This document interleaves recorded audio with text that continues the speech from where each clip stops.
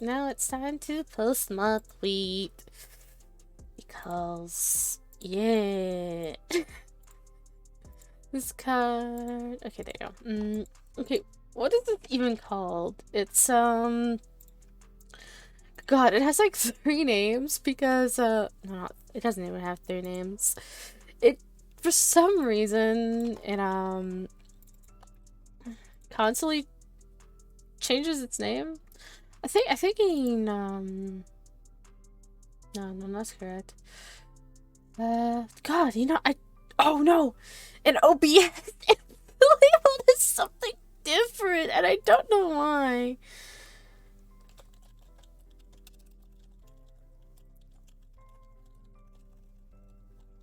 Used to. Okay. My tweet is shunned, and I'm just going to post in the server.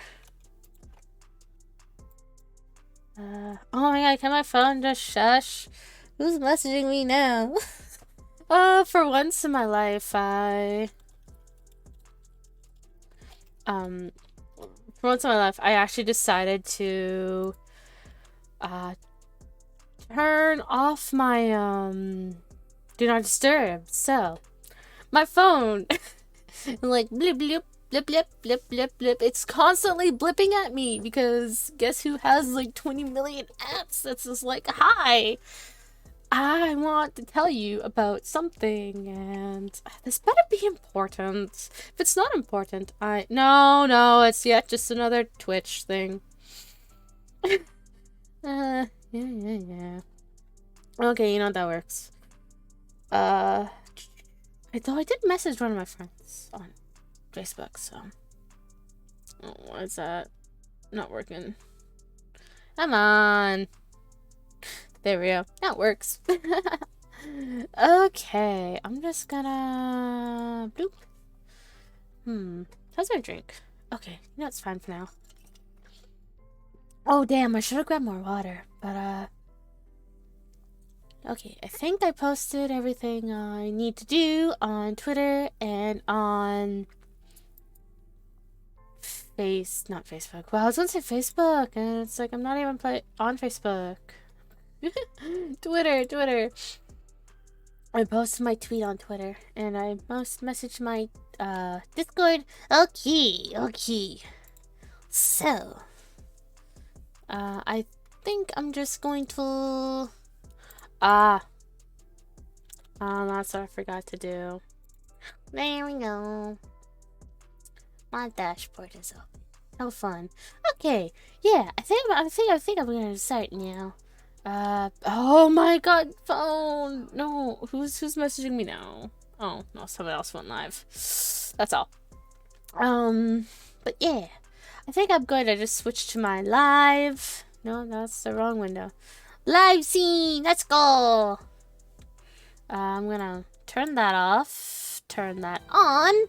Okay, I really just wanted a good excuse to play this because this game is really cool. I should mention that I've already played a bit of it. I haven't finished it, but the thing is they've actually updated a bunch of the English translation from what I heard. They updated it. Let's see. When was their last? No, not last update. Okay. So chapter 4 has been, they fully updated it up to chapter 4. And yeah, they updated it up to chapter 4. So, well, even though it's been completely quote unquote translated all the way towards the end, it's just been fixed and edited all the way up to chapter 4. So if we hit up chapter 4, then, well, yeah. I'm just going to throw out a trigger warning that some of this content may not be It's a murder mystery. I don't know what you guys really want me to say. But, yeah, let's hit new game, and we could start. Yeah, I don't care. Let's, start the new game. Murder mystery! Yeah! Tried to sing, he moved his lips. Not out of fear of death, the instinct to cry out for help, nor our eternal need of breath. But only the bubbling of foam on his blood emerged. Yeah, so I just think this game is really interesting. Can you call me? Oh my god, 1 second.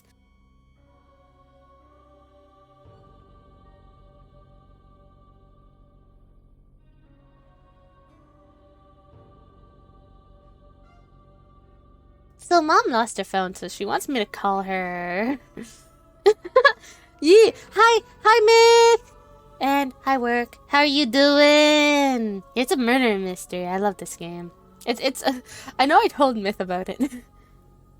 It's a lot of fun. So basically, I should probably explain a little bit about this. So there's this murder of this one singer, or guy we're going to learn about in this cutscene. And basically, yeah, we learn about him dying and the fact that there's like this weird thing of murders going on. And you play in the perspective of like 7 different characters. And not only that, you have to jump between the days. Each day is a different chapter. And you also have to like jump around the timeline, and like you can change it. Hello, football boot. It's really interesting. Also, thank you for the follow and hello. I hope you enjoy your time here. We are playing a murder mystery, and it's honestly one of my favorite recent games that I found. Also, by the way, it's free. It is free, but I think it's really good. Ooh, thank you, yay. I love Sailor Moon, and I got a lot of Sailor Moon related stuff. Besides my alerts, I have some emotes, actually, that are Sailor Moon. Oh, okay, they're not. Oh, no, they are showing up. Yeah, Sailor Moon. I love Sailor Moon. Other sounds came from elsewhere. His legs trembled uncontrollably. The sound of boots splashing in something. The anxious cries. Darkness melted into his eyes so that he could only imagine the police officers' expressions from the sound of their footsteps. Though he could feel some sort of cloth being compressed on his wound, he'd rather be offered a larger and thicker blanket to cover his damp and freezing body. This was the third tornet. The first and second were soaked in his blood, then dried and stuck directly to his neck. He was unable to remember the details of the murder. Due to blood loss, exhaustion, and vertigo made him feel that his body was much heavier than it was supposed to be, as if he was sinking deeper into water, dragged further into the abyss. Yeah, I thought these emotes were really cute. When I saw them, I was like, ah, yes, I gotta use them. I did credit them in my about. I believe they were done by oh shit, I don't remember off the top of my head. Let me just double check. I know it's written down there somewhere in my about.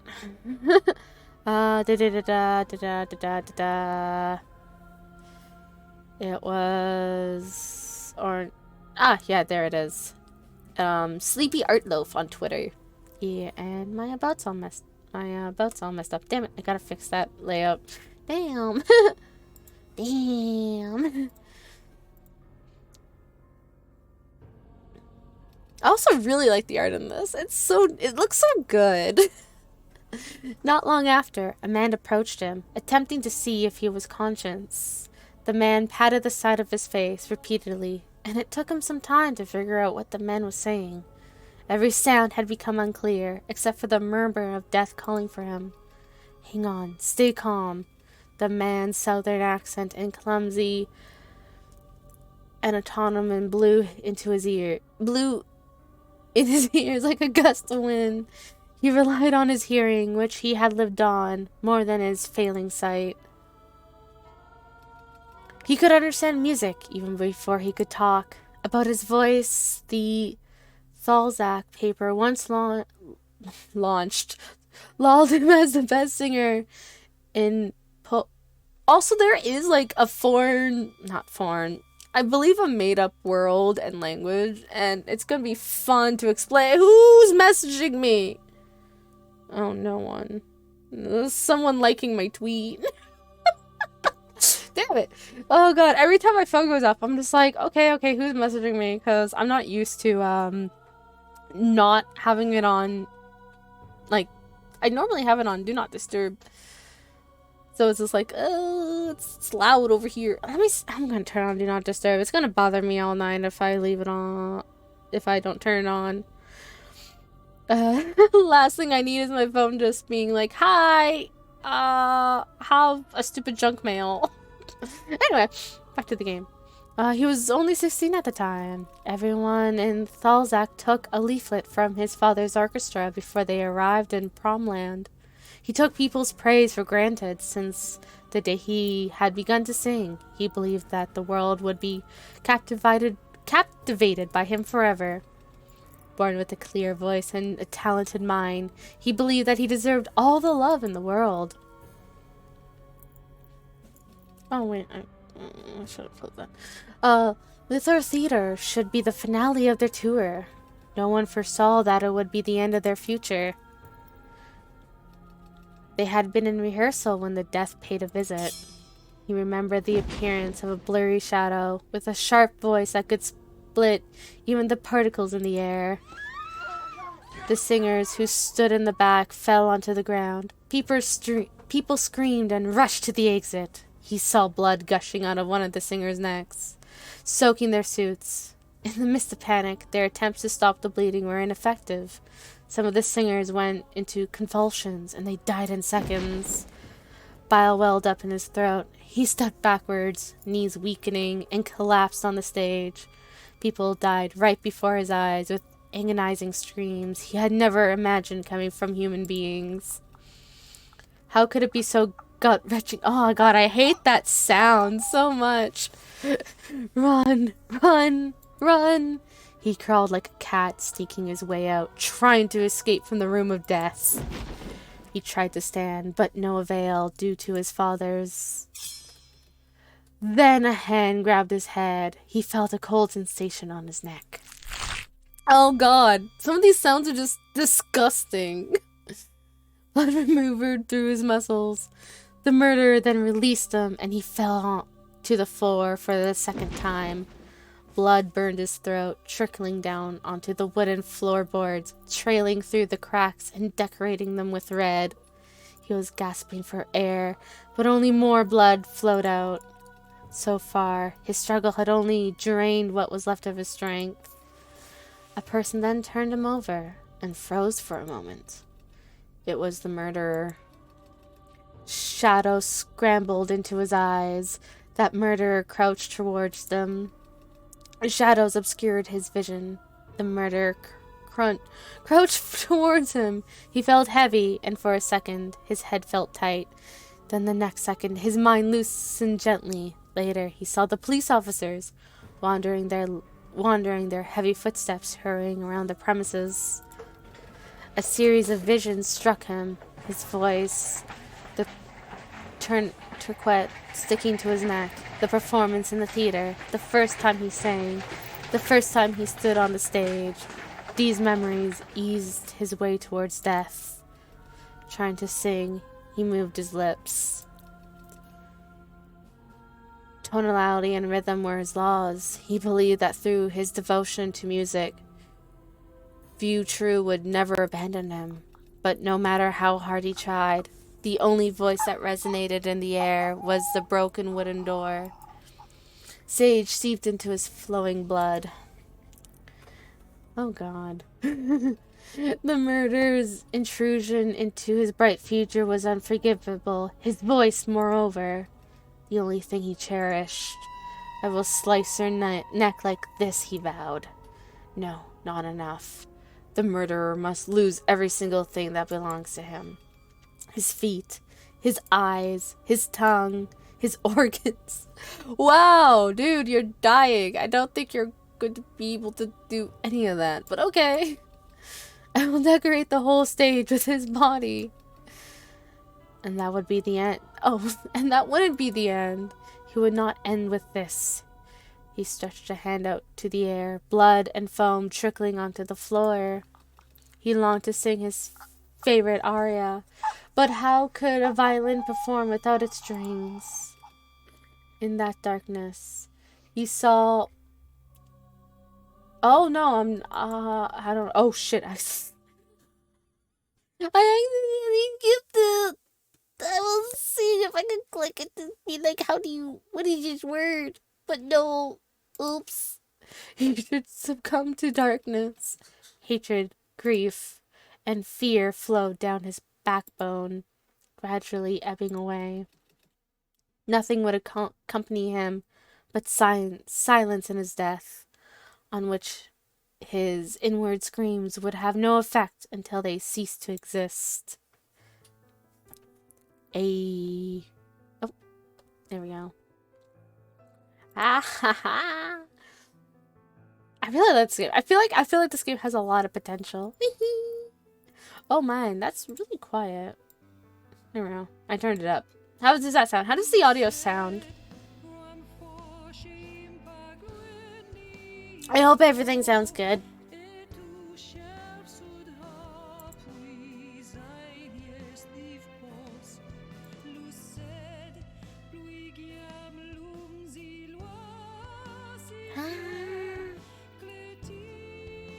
I really hope they fix a lot of the translation errors that I've noticed.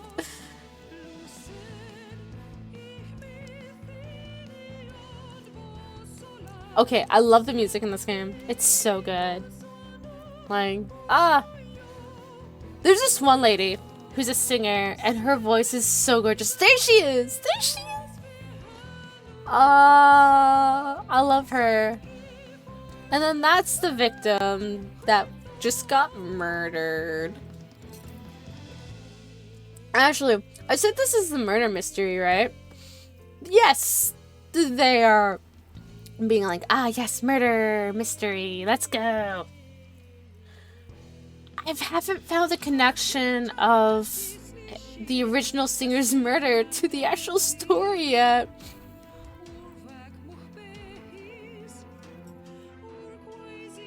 Like I said, I never finished this game, but I have played a good chunk of it.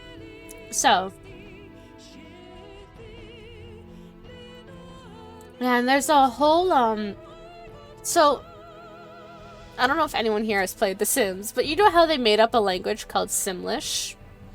Just because I could. They actually made up, I don't know if they specifically made up this language, but there is a potentially fake language within this game, and it pops up a lot. And if you hear any of the voice acting in the game, they actually speak in the language that was created for the game. I don't know. I keep saying created. I actually don't know if the language is a legit language or it was just made up for this game. The thing is that yes, there's voice acting, but it's all in a different language. From my knowledge, it's a fictional language because it's a fictional place. So some words are going to be really hard for me to be able to pronounce because I have no idea how to pronounce them. And you know, let's say yes to the tutorial because I know how to play, but I want you guys to know what you're getting into. Oh shit, you did? So as you can see, this game, like I said, this game is broken up into like, I think there's like a week. No, 11 days? No. You know, I forget. It's like a week, right? And so each chapter is a different day of that week. And you should send me that link if you haven't already. I'll check them out after stream. Awesome. Yeah, I'll check it out later.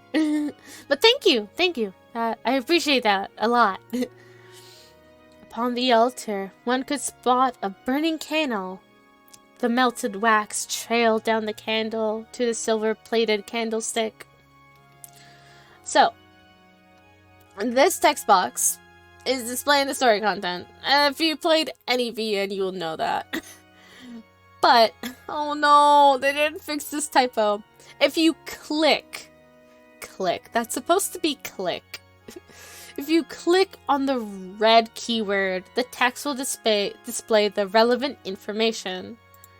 So, it's only lit candle. It's the only lit candle in the entire West Lyre Chapel. There's no sign of any visitors. So if I click on this, it will pop up information, because not only that they explain their own world via this way, it will also give you the definition of certain words that they think that you need to know. Oh, awesome! They have the dongle connection. Amazing. Yeah, I was double checking the other day to make sure this computer had Bluetooth, only to realize that, yeah, no, there's no Bluetooth. I could have just asked you since you built it. But I wanted to check for my own. So, yeah. West Lyre is the world's most prominent religion. Its birthplace, Thazak of Promland, is revered as the holy city. Adherents believe in the teachings of Mike and its envoy. Oh no, these words are long. Anyway, this faith is unpopular outside of the region.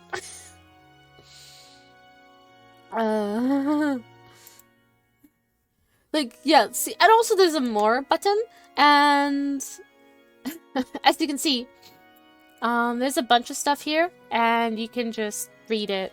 I love it. Oh, as you just heard, that is their language that they are speaking.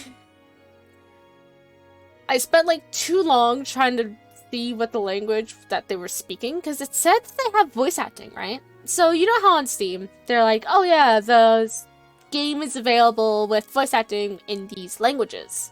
And English was checked off, so I thought there would be English voice acting. But no, it's a fictional language. Hello, Mr. Carrots! Rip Bluetooth, yeah, rip Bluetooth. But so yeah, that's why I'm specifically looking for a wireless headset with a dongle, so I could get Bluetooth. So if I left click or press C on characters' names, I left click on characters' names to access their profiles, or press B or C. Ooh, I'm doing good. I am trying to read, and it's obviously going bad. How are you tonight? But if I right click, I switch to the relationship network of all the characters. I am just bad at reading out loud. I trip over words. So, if I left click on him, it tells me information about the character. Also, all 7 of these characters, they're the main characters I will be playing through their point of view. So, oh, I just realized something. Because I've already played, a lot of this is going to be unlocked already. Ooh, yeah, it's actually really good. I quite enjoy this game. It's really good. It was the last night. The tomb's gate opened to the faithful while the dead groaned, bringing filth, blood, and pestilence upon the world. After heaving a deep sigh, Helenko...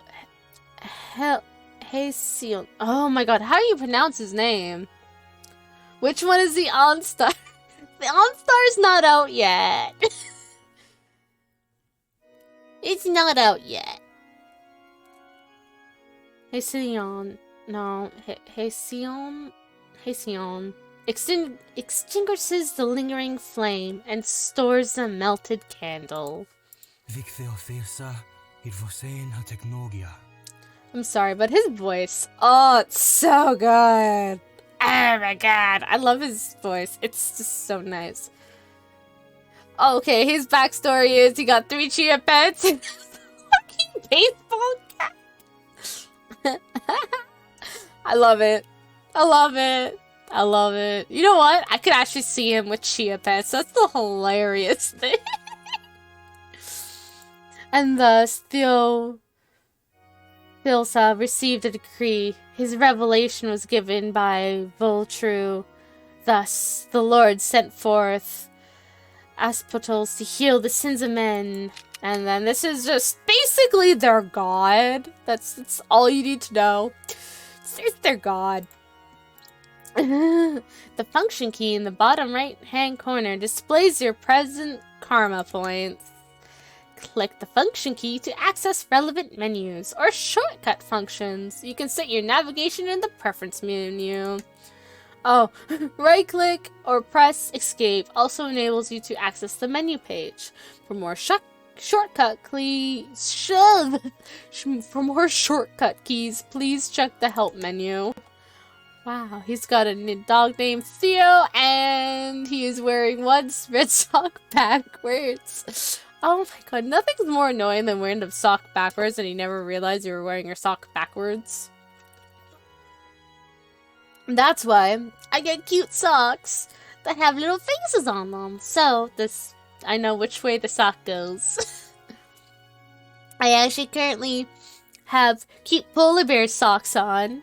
They're adorable and fuzzy and warm. I wore a shirt backward. I have done that. I have worn shirts backwards. I have worn shirts inside out to school before when I was still in high school. Yep. They're little polar bears. Yeah. They have polar bear faces. It's adorable. I love it. The confessor gazes down the rows of empty pews. Tomorrow they will be filled with confessing residents.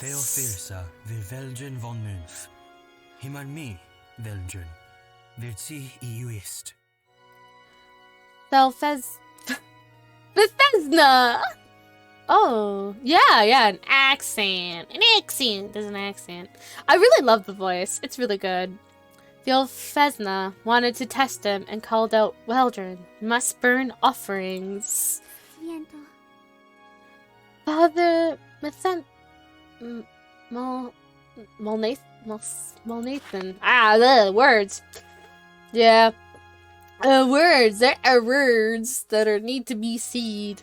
His musings were interrupted by a young girl's voice. Hasengo opened his eyes, catching a glimpse of a purple dress emerging from behind the pews.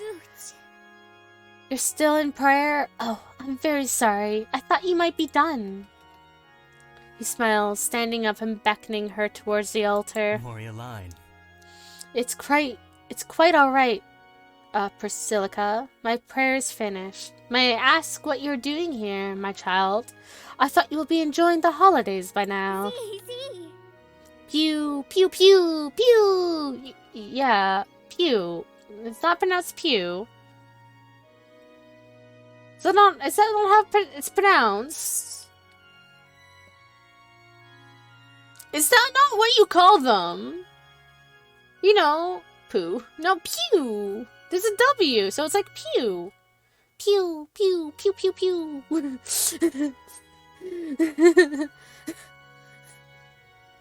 Yes, preparing for the... Why am I so not being able to word today? I'm just totally not Googling this one. Why am I not being able to? Baptism. Baptism, that's right. It's baptism. Preparing for the baptism festival must be exhausting. Is there anything I can do for you, Father? Thanks, my child. I'm grateful for your help. You may sweep over there where I prepare the altar. I can never word. Yeah, I can never word. I look words up all the time. Yeah. She wants to perform. Yes, sir. Priscilla does as she's told. A bright smile illuminating her face. He watches her trot away to fetch a broom and is irresistibly moved by her cheerful demeanor and openness. He takes a brass spatula to clean the wax from the candlestick and pops a new candle in. The clanging of metal bended with the swish of Priscilla's cleaning. Silence fled the chapel the moment Priscilla arrived. While cleaning the floor, she hums a glorious wait, how do you pronounce that? I know it's like Him. Oh, him. Okay, it's pronounced him. This girl loves cleaning. I want to say that she helps out in the church a lot.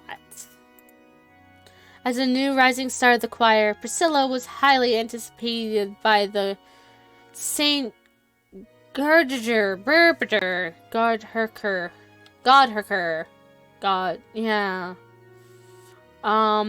Hey, they said the name of the title. Not really, but I'm bad. I'm sorry, I'm sorry, Mr. Garrett. I'm sorry. I can't word. I don't know how to pronounce half of these. She's just humming away. It doesn't help. They have like a fake language in here, and they... No, you didn't write this. They have a fake language in this. This was originally written in Chinese, and they translated it to English. That's why the title sounds so... The Knell of Saint Godhrkar. The church. As she finishes the song, Priscilla sweeps up the dust and empties it into the dustbin. I have no idea how. Yeah, Saint of her and Father. Well, Nathan, I have something to confess. No, that's not how you pronounce his name. But we're going to roll with it for now. Hello? And that would be... I actually came here to ask permission for us to sing during the festival. Sister Fiona and everyone else in the choir agreed that it's such a waste that we're not singing. Priscilla rushes over to him, broom in hand. She stares up at him with her biggest puppy dog eyes, only for him to bow his head and sigh. Priscilla, we've been over this. Our choir will not be performing, and that's final. Where's Oni-chan? Oni-chan, Father. Oh no. Oh no. But Father, it'll be the first baptism day since the war ended. It doesn't make any sense for our chapel not to join in the celebrations. Oh yeah, there was apparently a war. Did you know? Now you know. Priscilla, the others had a point. In fact, everyone who heard that Halcyon didn't respond to the invitation thought he was being unreasonable. The only one who truly believed his decision was no mistake was him himself. Priscilla, my dear, don't fight this. I don't like arguing with you. Besides, you would have to compete with performers from all over the country. Even if our choir was selected, you would all have to perform for each of the 3 days' celebrations. Warrior Star. There is lore. Yep. There is lore. As you mentioned, since it's the first baptism day in 4 years, not even a single mistake would be tolerated. Are you sure you're prepared, young one? Of course we are. Fiona already asked us to practice our performance, and we've already learned all the songs off by heart. And I heard the final show list didn't come out yet, right? Please let us join. Pretty please? baptism stream? No! No! Priscilla frowned, squinting at her shoes and twisting her fingers sullenly. All it took was one last fleeting look to at last shake his resolve. Rebrand stream. Oh no. Align. Alright, for the sake of Fiona, this church will screen the performance in 3 days. If you are chosen, then we'll see. Really? But if you're not chosen, you'll have to sit and watch a performance as part of the audience. Do you understand? Yes, Father. We'll definitely win if you let us participate. Halcyon's words bring the light of hope back to the little girl's eyes as she holds out her pinky and index finger, looking up at him. The confessor grins and interlocks pinkies with her, making a childhood-style promise. Deal. Now back to work with you, Priscilla-chan. Going to hell stream. I'm already going to hell. What are you talking about? Yeah, I love her. She's so cute. If I remember correctly. Oh no, just guidance. I know he has a little sister though. Oh no, not that. I think he has a little sister. Ah, yes, this is his little sister. Sandra. No take-backs, just like Sonya's view says. Utterly confused. Halcyon almost drops the stained steel he had been wiping down. Wait a minute. Whose view? Your star. Sister Sandra's. The handsome man that always comes to visit her. I'm really looking forward to their wedding. Oh, can we perform there as well, please? He comes here. I just love his reaction. He's just like, what are you talking about? He comes here to the semery? Semery? Oh my god. Getting married? Veltrue, bless her. How is that even possible? His little sister was still studying at the women's college. How could she date in such a sacred place? No. The point is that he didn't even know she had a boyfriend. Her elevation shattered. He holds composure like a bullet through a sheet of glass. He closes his eyes, sadly realizing, in a way he never had before, that Sandra had grown into a woman with her own ideas and secrets. Where is the redeem from last stream? Which redeem? Which redeem? Gotta be more specific about that. Yeah, look, he's crying. He's all upset that his sister has a boyfriend. I love it.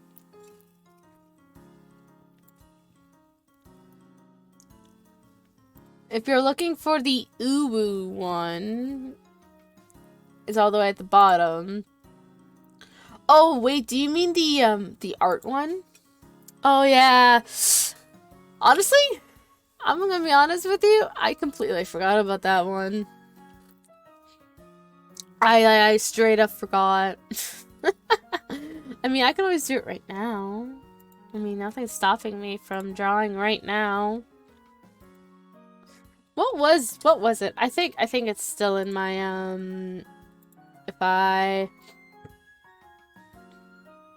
No. I can draw for you. It's okay. It's okay. Where is it? Reward requests. You asked for... You want to be drawn with a fat cat. I can do that.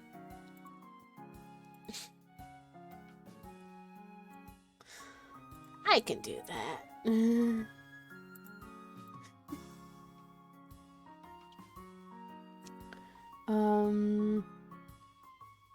I forget if it's... Oh.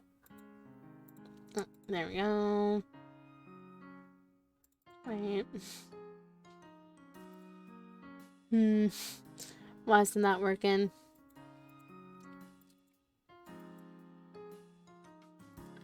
Oh, come on. Work with me. I was actually thinking about the other day, because I completely forgot to do it on stream. I was actually thinking that I could technically do it off stream and I could just post it on Twitter. Ooh, I can do that. Water! Yeah, I need, oh my god. Paint's not working. No, rude. Okay, I guess no fat cat for now. It's being dumb. Here, I can put a fat cat on me though. I would draw, but it's paint is being dumb. Oh. No. There we go. Look, it's bouncing.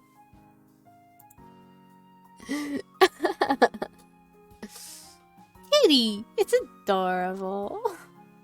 It's a fat cat. Where are they now, Priscilla? I just saw them in the library. Nodding, the confessor sets down his steel and rushes out.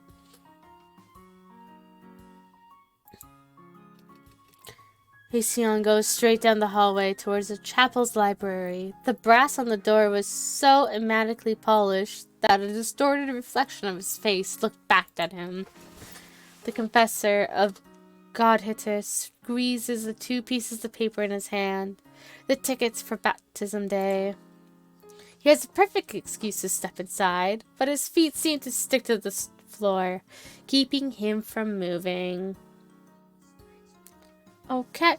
Yeah, wait. Yeah, my cat's on the hair. It's not in the hair, it's on the hair. See? It's bouncing on the heart. See? It's adorable.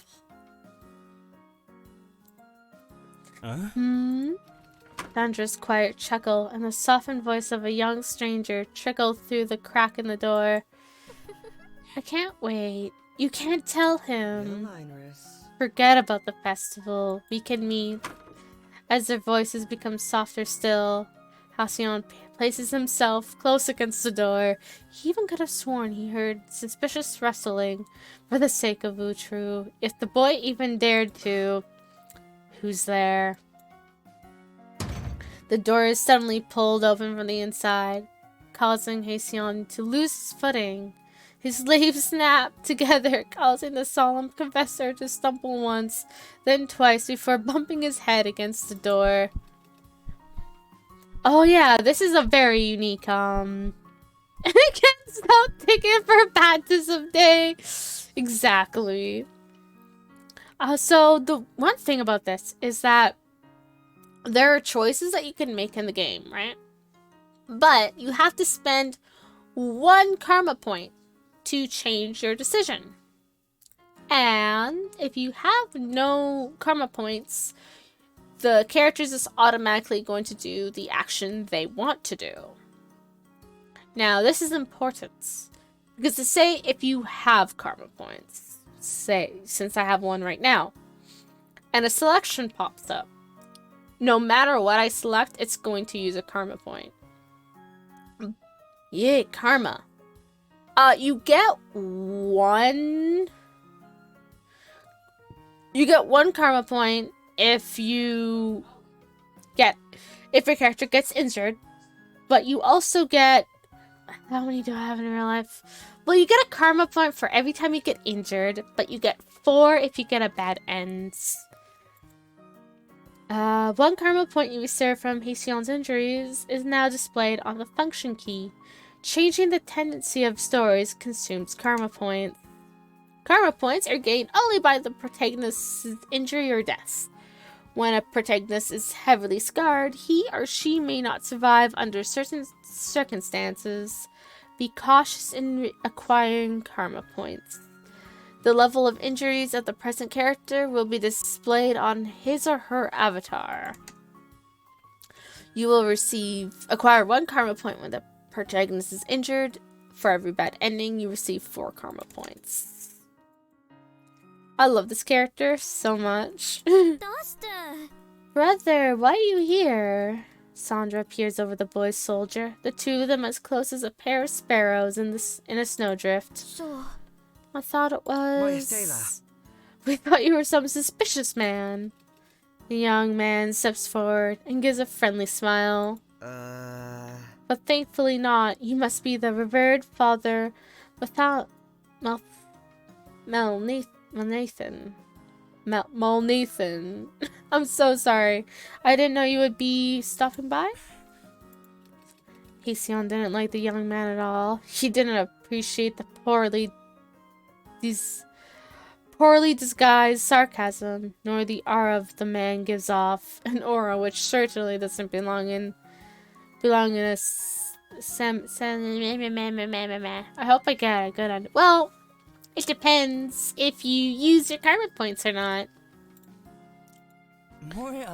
Father, Hasion is fine, thank you. I come to deliver your ticket for the baptism festival, Sandra. I hope you and... Hasion leaves his invitation dangling in the air, hoping Sandra's invited guest would state his name. However, the boy appears nervous, pulling the tip of his hat over his eyes. An awkward silence filled the room. Sandra's eyes drift between her brother and her boyfriend before she finally nudges the boy. Sorry, I'll be leaving now. I came to get some old newspapers. That's all. I'll, see you later, Sandra. It was nice to meet you, Father Hasion. Good day. After footsteps fade away, Hasion turns to his sister. Sandra stands near a shelf, head bowed, and clutches a newspaper in her hands. Who was that hooligan you were flirting with just now? He's not a hooligan. He has a name, you know. It's... Letriel. Doesn't matter what his name was. That boy is not the type of man you can rely on. I forbid you from seeing him again, especially in this chapel. Hasion crosses the room to a large oak table by the window before sorting through the books and old newspapers left behind, wondering why the boy needed them. I'm already 16, Hasion. I'll be an adult next year, so I can see whomever I want to, and you can't stop me. Ah, yes, the classic, I'm not a child. Hasion stops to flick through some pages, then turns back to Sandra. Seeming to run out of courage, she looks down to the ground, her eyes rimmed with pink as she fought back tears. Aline. Fine, I'll overlook this for now. But when Father Turna returns... What? Suddenly. Didn't you know Father Turna, Hasion looks at her, bewildered. The last time he saw Turna was 2 weeks prior, right before the energetic priest had, once again, been sent to Sika to conduct the local services. What about Father Turna? Sandra shakes her head. Sure. Father Turna can't. I'm afraid he can't come back. They said he killed someone. His first thought is that his sister is just mad at him for her boyfriend, and then he notices Sandra's pale face. She's scared. Don't tell me you believe that gossip. He's not a murderer, Sandra. Mr. Fear. You can't know that for certain, brother. I even read about the case in the news. It was so brutal. Halcyon shakes his head in disbelief. He knows Turna is a devout, although occasionally unreliable, and had always been an honest and virtuous priest. He can't even consider, let alone believe, that he of all people would. Did you hear anything from the church? Hasion shakes his head, feeling his blood run cold. Their priests had been wrongfully accused, but the Holy Church wouldn't even issue a statement because they're too busy preparing for the festival to be bothered. Sandra raises her head to look at him, eyes darken with fear and concern. Hasion? Sandra. I'm fine. And Turna, it's fine. Could you go back by yourself? I need a few moments alone. Sandra stares at her brother before shuffling out of the room.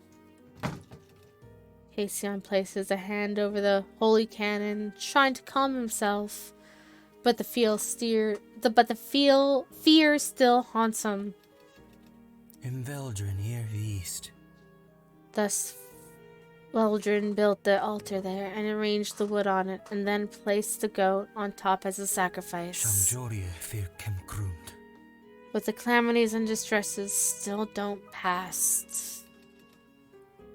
Turna has already been crucified by the public if the real killer isn't caught, and the church doesn't stand up for him. He may very well be sentenced to death. And Veldrin held his belief, he said. In time the truth prevails. Deliver me, O Voltru. Grant me wisdom and the eyes to see through the truth. Halcyon stands alone in the empty library. The sound of praying hovers among the tall shelves and countless ancient books. Voltru. May have mercy upon us, Voltru. This is a timeline. The upper and lower axis represents timelines happen in different cities or different places. You can choose different chapters to play in this page. The squares of the timeline represent events of a certain date. Each outline color of these squares represents a respective color. A respective character. My bad. Once you click on the squares on the timeline, the summary of the chapter will be displayed on the upper right corner of the square. Click the character avatar to begin the story. Okay, so the funny thing is when I first played this game, it took me forever to start the next part of the story. I'm dumb, and I didn't notice that it says click on the character's avatar. I kept clicking on it. I kept clicking on the symbol, this symbol right here, to start the story, and this is like, why isn't it working? So yeah, this is what we just done. We're on this one. A few years ago, the momentary sensation Scarvet, I don't know how to pronounce her last name, was expelled from Club Stella by its snobbish owner. Now, with the help from her new patron, Savet was able to return to the stage with new melodies and an incredible voice. But she wants more than this. I love her so much. I feel so bad for her later on. It's so sad. She's like one of my favorite characters. Give us a show. Yeah, something high. It's another rowdy night at the carnival on the coast. A sea of bodies roam the streets in search of fresh delights. Before the stroke of midnight, people seek comfort from the grain and wine stalls. They sing and dance at the beach carnival, wiggling and bumping, looking for someone to enjoy the night with. However, one voice rises above the rest, high and distinct. He sings with holy reverence, but in a broken fashion of a drunk.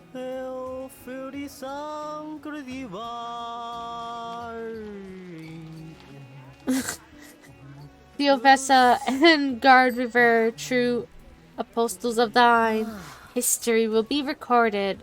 Wait a minute, no. All rise and fall will be recorded as they watch over us. Forever true. No, that's not how it goes. Then he realizes the young man has stumbled into a woman who, like him, looks out of place. She smells of berries and orange blossom. Oh, Marianne. Little boy, isn't it past your bedtime? Huh? Little boy, I'm not a boy. What's it to ya? When he sees her face, the anger suddenly vanishes without a sound, like a cigarette blown out by the damp sea breeze. He's so cute. And she's so pretty. He has never seen such a charming lady. and her temptation was something between taunting and arrogant. The woman chuckles, curls a finger underneath his chin, directing his glaze to meet hers. Glaze. I meant gaze. Zendomia. I'm not playing games with you. I'm not either. The drunkard brushes her fingers away, and as she chuckles, his eyes blur, and there seems to be a cool, slippery oil rolling around in his stomach. Can I let you in on a little secret? Neo fidgets. Her beauty has an aggressive air, which makes men want to avoid her edge, but also reluctant to shift their eyes. Wow. Reluctance. Words. Huh? What? Muy bien. Rule number 1. A decent look is part of being a gentleman. Your fly is wide open, dear. Now, scurry home. Neil gawks at Savit snickers, tugging on his undone pants. He pushes her away and stumbles into the night. Satisfied, Savette turns her eyes into the dark sky, sprinkled with twinkling lights. She gazes at their cold light for a long time, and the smile on her lips fades away. She looks at her wristwatch. The star-like diamond on the dial reflects a brilliant light. The time has come. Servette retreats into the club and makes a beeline backstage. The crowd is sailors and rogue swells. They grow restless waiting for their favorite performer to take center stage. Give us a show. Hurry up. Patience, gentlemen. Tonight you'll be dazzled. Pieces of garbage and empty bottles fly onto the stage. Enough talk. Where's your show? Wow. Wow, they're impatient. How rude. Talk about rude. Rude. Listening to the distant shouts, Savette changes into her dress backstage. When the hidden zipper on her waist is undone, her elegant perfume is obscured by the smell of cheap floral alcohol water emanating from the costume. She walks in front of the mirror and looks at her face. The woman reflected back flashes a smile that shines like stars. It's the first time she's come back since it all happened. Everything around here feels familiar, but she doesn't miss her old life at all. The flames inside her still burn, from her despicable childhood, through her glory days to this very moment. The span of time hasn't diluted the light, but made it blaze evermore. It's a place where she lived and struggled to reach. Everything is built on her heart, no matter how low she stooped in the eyes of the world. Servette is unashamed. Let them bash her again. This time, she will not run. This will be her stage where she alone shall exist. She will be the best there ever was. A sudden creak from the floorboard sends a chill up Servette's spine. She whips her head around, but when she sees the figure emerging from the darkness, she sighs in relief and puts the scissors back down on the table. Oh, Morien. Maverick, don't scare me like that, darling. He appears behind her, silent as a shadow. His eyes were dark as volcanic glass, pensive and unsure.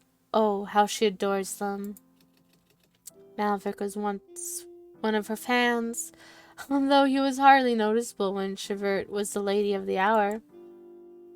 But after all these years, she found this better than many others who ogled her while making vulgar jokes. He doesn't say a word. Sometimes silence is all they need to communicate. Servette feels his hand lift her hair and put something cold and heavy around her neck. Shang. You don't have to. Mufista. It's not a problem. It's as beautiful as I imagined. Her smile is tight and incredibly sad. She lowers her eyes and sees that crippling smile in the reflection of the rhinestones. The prideful singer disappears, and a sorrowful lady remains. Even the halo of black pearls seems to be pale and sad. She can't afford to lose Maverick, and she's eager to fill their common desire. When they no longer wander, they become a harbor for each other. They will create a family here in Skya, becoming the happiest couple in the world, which would also mean putting an end to their dream. Of course, Savette can never bring herself to end this yearning for the spotlight. Now, with the spider silks in hand, she refuses to let go. Maverick. Maverick, Tisha Elaine. is everything alright? You don't look so well. Paliosfe. I'm just tired is all, darling. You sure? Don't stress yourself out. She pauses to mull over his comment. Savette is well aware of Maverick's unwavering love for her. Yet her soul knows how much this stage means to her, so the more Maverick cares, the more it pains her to move forward. Morien. Tired? I'm just tired. Darling, I think it's time I move on from here, onto bigger and brighter things. Maverick is quiet for some time, running his wind-worn fingertips across Savette's cheek. I love these two so much, which makes everything even more sad. He loves her so much. It's wholesome. I love these. I love them so much. I love them so much.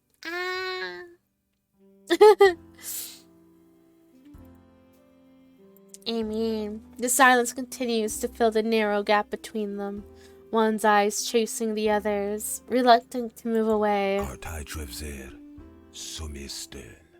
Write to me when you find a new home. I'll follow you just as I follow the stars. Savette smiles softly. Maverick always uses his love to peel off her disguise, overflowing her heart with warm love. Maverick, go ahead. Show your voice to them. Line. Of course. Okay, her voice, though, is gorgeous. I love her voice so much. Savette paints her cheeks and lips in rouge.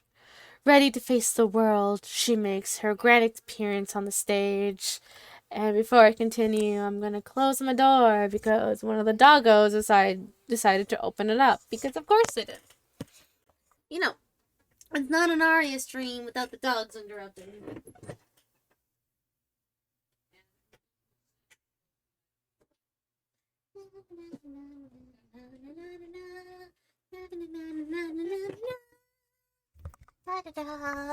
Okay. Door closed. Thank God. Why am I so... there we go.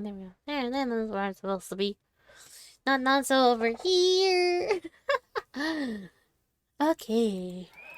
That's it. That's our queen. Here she is, the voice of magic. Hilly of Ill City.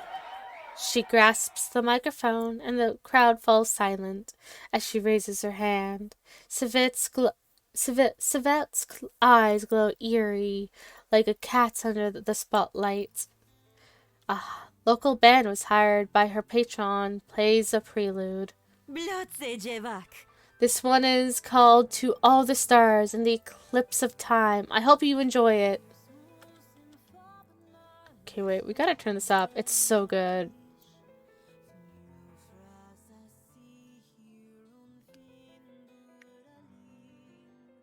There we go. It's so good! I listen to the song constantly.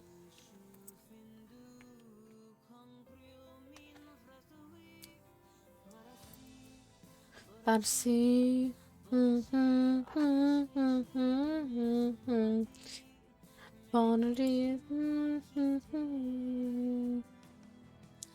Won't seat. Butter seat.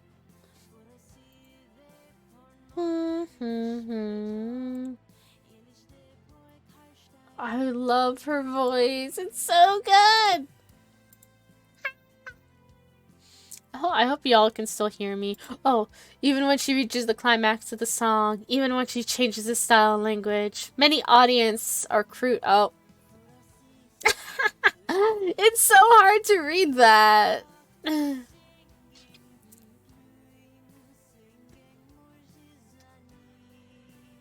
I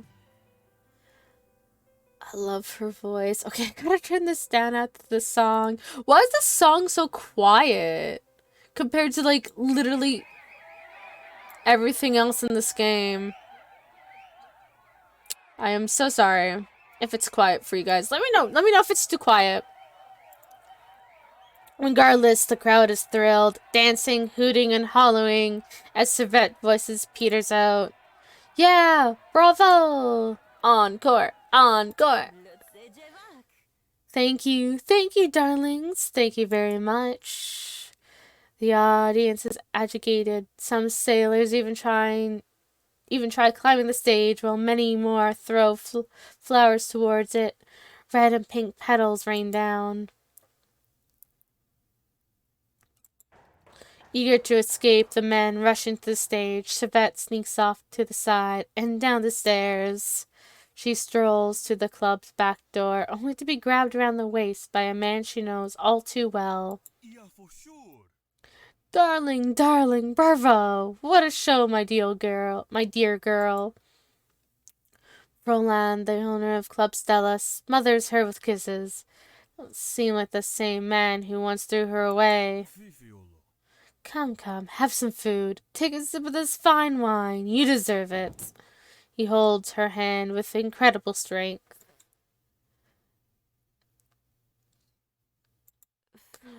That's all right, Folon. I insist. Folon wraps his arm around her shoulders as he all but forces her to take a seat. She smiles and nods at him, feeling her skin crawl anywhere he touched. She quickly removes her black pearl necklace before stuffing it into her purse that rested behind Flolon. She didn't notice the sound of crutches hitting the ground. Another hand reaches out, and this time it belongs to a foreign face. He looks very sleek, but a mint coat and tons of hair oil couldn't hide the lifeless old man smell. He must be over 60 years old. Yeah, for sure. Sir Kermal, this is the gem I spoke of before. The reason our stage always delivers a dynamic performance. Humor doesn't respond. He lures at her, focusing on her white shoulders and cleavage. Savette tries her best to force a smile. I'm simply thrilled by your performance, Savette. Thank you, Sir Kermer. Sir Kermer is interested in being your newest Patreon. Ha ha ha, that's right. She's a little older than my expectation. Folon usually brings these little girls, but every once in a while, it's fine. I don't mind a change. When you encounter a choice, the options will be displayed on the upper left corner. The red color option represents the default choice that was made by the present protagonist. Click on the right arrow to view different options. The story will not be changed until you click the option. Only switching between possibilities will not change the story. Every choice made requires 1 karma point. You cannot change the story if you don't have any karma points. Note this, changing the story's tendency with karma points essentially means changing the protagonist's thoughts permanently. Therefore, even when you repeat the changed story and let the protagonist choose, he or she will act according to the last choice you made. So we can either leave now or keep patient. Leave now or keep patient. Oh, full-on smiles at her as if she should be flattered. A layer of oily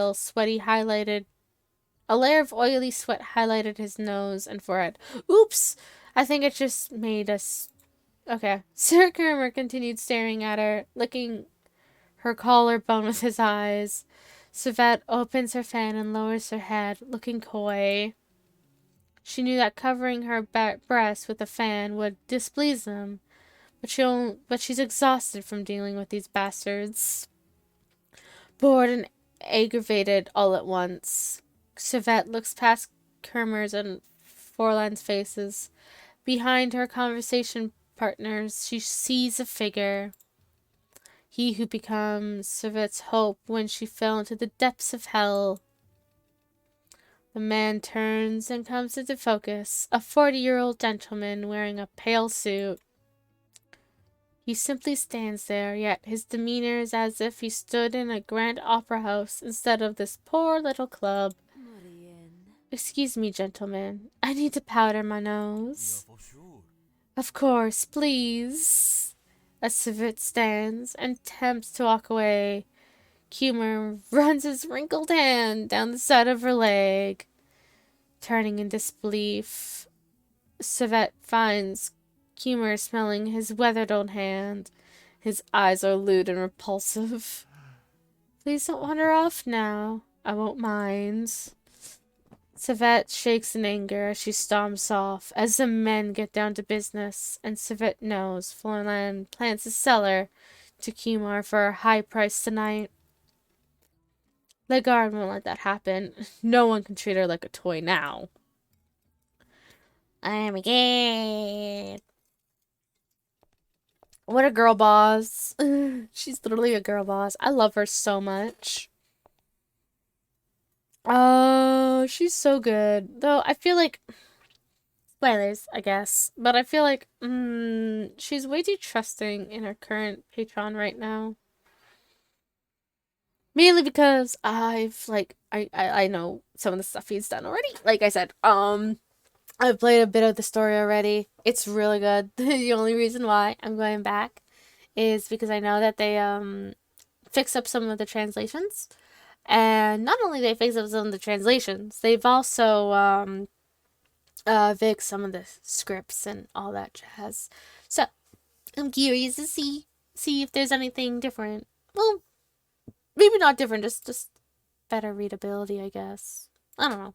Also, I want to show off this game to other people.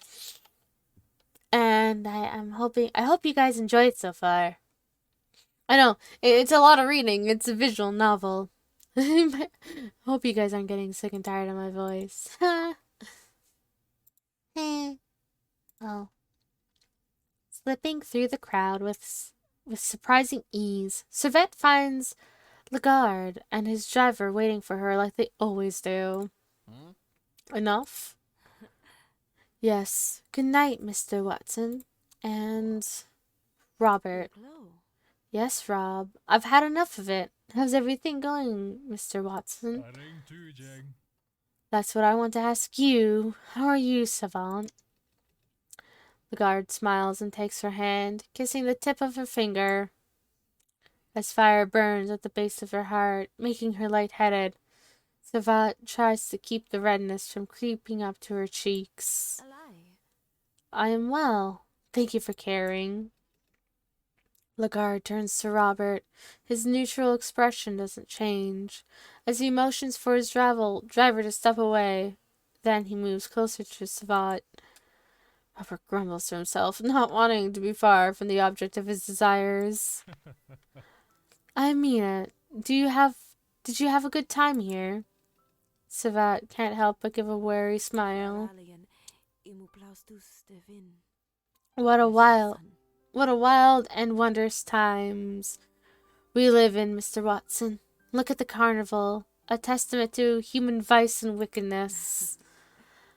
I've sung one song, the one you taught me, a song about great sorrow, separation, and death of an ancient myth. Even the roses in the cemetery will shed tears. But look at them. They've been driven mad by my voice, as they are with anything that brings them joy. And their eyes, music is one of them. Oh, in their eyes, music is one of them. Even if I sang a demon song, they would be in ecstasy. She's just too tired, and the peacock and peasant feathers on her bonnet tremble in the night breeze. She snatches the hat off, throws it down, and stomps it underneath her boot. They don't love me because of my song, my voice. A hand gently moves over her shoulder, gathering her hair neatly in front of her chest. Lagarde's soft voice comes from her side.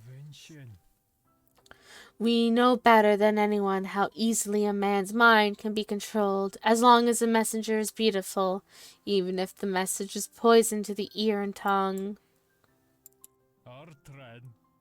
Using your unique melody to share your voice and sealing it with everyone's mind, isn't that the duty of a true singer? That's what he told Savat when they first met. Remember, it's hard for those audiences to enjoy the lyrics, the music and the lyrics at the same time.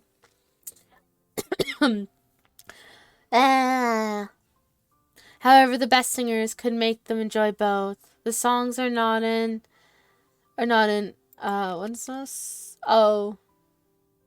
Wait, why is it spelled differently here than there? Antinomium. And the lyrics can hardly be understood by your audiences, and this is what exactly you excel at. 6 months ago, Savat was once again kicked out of the bar she applied to. A gentleman stopped her in her tracks and told her how he would make her a true singer. During this time, they taught Savat singing styles, melodies, and even a new language. If it wasn't for Lagarde, who opened a path for her, Savat never would have made it back to Club Stella. Lagarde smiles, and Rob returns to his master's side. Savat folds her arms and waits for him to gather his thoughts. We have a meeting tomorrow afternoon. All of us need to attend. You shall come with us. It's time you leave the scum behind. You are meant to be a star, Savat. Not a spewman for drunk sailors. Star. For the first time, she can be connected to that word. She was born from dust, a stain Savat thought she could never get rid of. But now, it's time for her to be free. Okay, when will I return? Shall I inform Mr. Folan? No, it is time to shred everything that has been holding you back. Folan, Stella, Ill City, Maverick too. Oh no. Erase them from your mind. They are nothing but hindrances to your destiny. You are not like them. Come with me. Soon you'll stand on the stage of an opera house, surrounded by dig what now? Dig what now? Oh my god.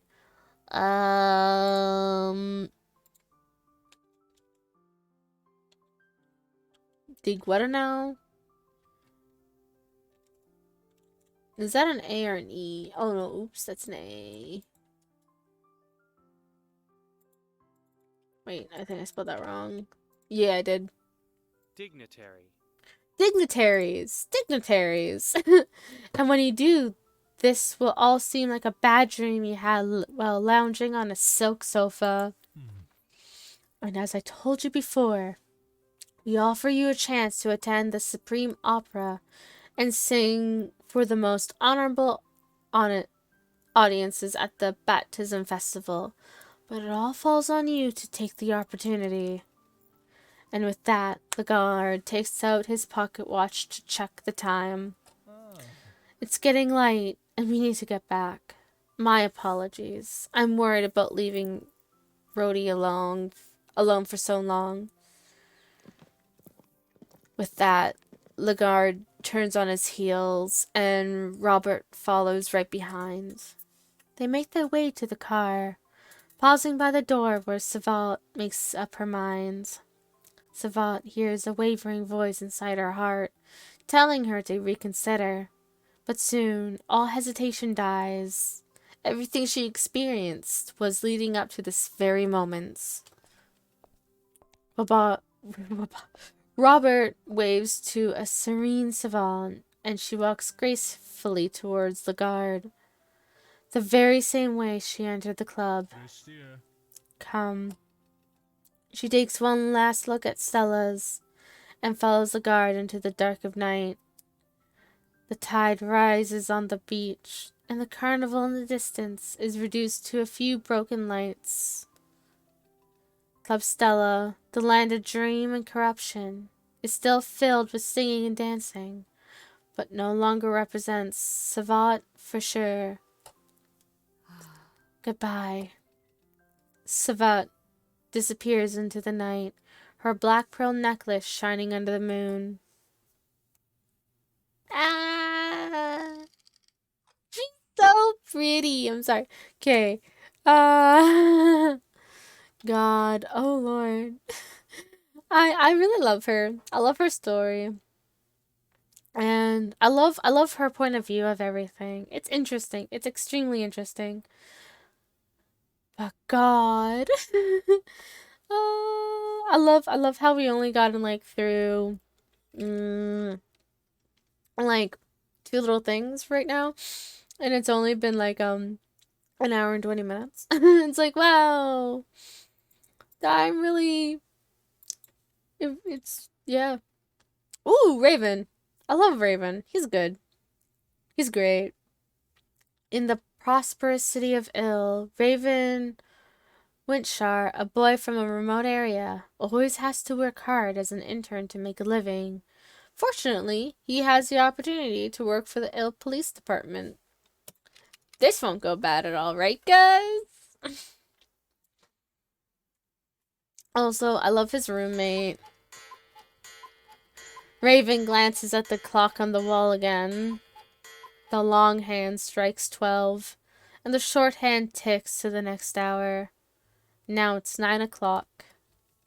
The sound of the brass, the guitar, and the drums still resonate through the winter night, all the way from the dock to his window. The more you listen, the louder the roar of the crowd. Raven finally puts down his pin cutter and takes off his gloves to make himself some coffee. As soon as he pushes the kitchen door open, the foul smell of fish and rust instantly give him pause, a frown forming on his face. The pots and pans are piled haphazardly in the sink. The smell source lies on the kitchen counter. My yikshampal. He closes the dead fish's mouth and flips it over on the other side with a shovel. It is then he discovers the skin on the underside burnt. Apparently his good roommate tried to fry it but failed miserably. Oh my god. Neo is trying his best. Alright. He brushes the pan and puts it away, then lifts the fish by its tail and drops it in the pot. I should never expected him to take care of himself. He snatches a cucumber despite the trouble his roommate gave him all day. Raven decides to prepare a salad for him anyway. Shortly after he finishes the salad, Raven hears something scratching at the door lock. Neo must have been drunk again. Just 2 glasses of crappy wine, and he forgets his own name. But he still can't resist drinking whenever the carnival comes around. Before Raven got to the door, Node entered, and Raven finds himself leaning beside the kitchen table, looking like he's about to vomit. Poor dude. Hey, don't throw up in here. Get to the bathroom. It's easier to clean up. Raven grabs his arm and drags him out of the kitchen. Neo leans against his back, causing Raven to nearly lose his footing. Get up! Stand up straight! Neo stumbles and almost falls. He needs to make his way to the... Sorry. He needs to make his way to the only toilet in the whole apartment. As soon as Neo gets there, he throws up in the drain. After a while, he staggers back to his room. Neo eventually began to recover. He is now briskly tucking salad and bread into his mouth. As he narrows his eyes at Raven, the lad is busy packing various items into some kind of kit. Hey, what are you doing? Isn't that the case for patient visits? Well, I received a job from some doctor at the university. I borrowed his kit when you were out rehearsing. Raven checks the equipment and other necessities while Nero finishes his bread, swiping the crumbs away from his face. Then he goes to where Raven is standing and picks up a pair of forceps to play with. So these are the tools you're operating with? But you haven't got a physician's license, have you? I can't remember. Well, it's for an autopsy on a victim that might have been involved in the recent gang shootings and serial killings. I don't know. The detective didn't tell me much.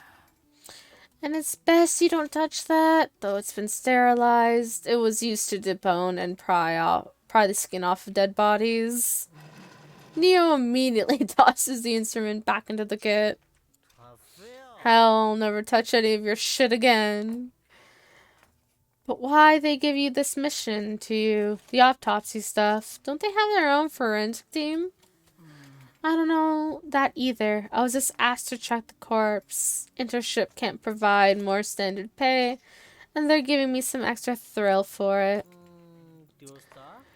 Could it be that series of murder cases? Horrible. Said they found a new body and caught a priest. Did you hear about that?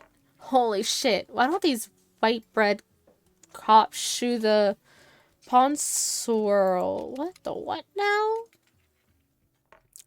Oh, okay. That's all that means. I don't know that either. I was just asked to check the corpse and make some extra. Intership really can't provide more. Don't feel inferior. Nero burps loudly and slaps his roommate hard on the shoulder. You're gonna be like those great doctors in bespoke clothes and gold-rimmed glasses. You won't bother leaving your golden house with at least 500 trill in your pocket. Nero's words slur out in tune, a simple but pleasing singing voice. Raven rolls his eyes and has no choice but to grab Neo's arm and push him into his bedroom, urging him to go to bed. Don't push me, I'm not drunk. I only had a few. Neo mumbles and strides towards his room. After a few steps, he suddenly turns back and shouts, "Ah, Raven! Is there anything else to talk about? Oh, do you know about the performance my amazing pearl shell orchestra is doing in the Holy City? You've mentioned your role in the orchestra a number of times. When you were sober, you even admitted the invitation to Thazak came with a good deal of tension. What's going on?" Yes, they think the move to perform in Thazak is an attempt to break contact. The old men talk too much and think too little. They scared the poor girls in our group out of their wits. Now there's all kinds of rumors saying they're about to disband, as if it was because of the band itself and not those lifeless schemers. Even our lead singer suddenly ditched the performance yesterday. Guess what? Our leader said if I do well, they'll choose me to replace her as the lead singer. Now that's a first. Really? That's great. Yeah, but I got nervous. That's why they're throwing a party where we can all relax and get back together to announce the news. And I suppose you want me to go with you. See. That's right. I can't go alone, dude. That'll be embarrassing. So if you have time to go with me in the evening, I won't invite anyone else. Line. Well, I should be done before noon tomorrow. I'll go with you in the evening when I'm done. Ah. I knew I could count on you. You're definitely my best friend, man. There's just nothing straight about this. I always love you. Neo face reacts and he blows a loud kiss to Raven and staggers into the bedroom. Moments later, snoring filled the hallway. Raven stares at the space where his friend had stood. I'm sorry for the random yawns. Wow, I was up early this morning. Oh yeah, I was up fairly early this morning because I had stuff to do. Raven stares at the space where his friend had stood and heaves a long sigh. The reverie of neglected carnival springs up again, only this time, instead of drums, the other instruments are more apparent. Just as Raven is almost done cleaning up all the vomit, an untimely knock rattles the door. Raven, are you in there? He frowns and looks down at the rag in his hand. He really doesn't want to make contact with the doorknob with his dirty fingers, but it isn't polite to keep the lady waiting. Raven quickly grabs a towel and wraps it around the doorknob. The moment he opens the door, a strong fragrance of perfume, or perhaps it's the smell of cosmetics blended with the heat of the human body, blows right into his face. A soft lump of flesh brushes against him from his shoulder to his chest. His eyes drift down to see the woman's baggy breasts, which are wrapped in a pink nightgown, hanging between them. He frowns. The landlady pulls a long face and frowns her slender brows. Insolent child, what are you all students flustered about? My apologies, ma'am, but what's the matter? What else could it be? Come down, you've got a phone call. Ooh, a phone call. Oh yeah, that's right. Oh, that's right, the first day is so short. The first day is so short.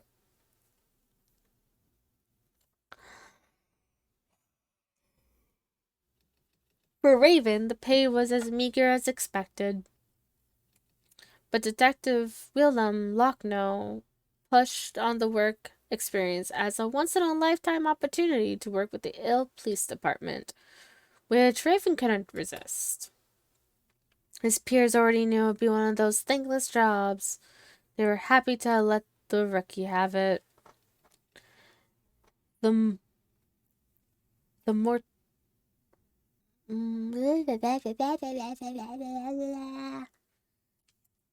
Oh, click the clock to access the timeline page and switch stories of different characters. Okay. Click. Okay. Click. Oh, okay. He looks down at the watch. 10:21 a.m. But there's no one at the door. Melody. Excuse me, is anyone there? Please open the door. Not long after, a man with dark skin comes out and looks at him skeptically.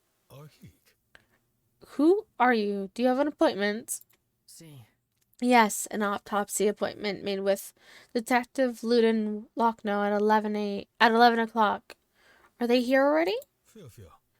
Wait a second. The man turns away, mumbling. Raven puts the suitcase on one side of the flower bed. The city police never fails to live up to their reputation of slackness. It's just a work contract, but it should be basic etiquette to arrive at least 15 at least 5 minutes in advance. I cannot read.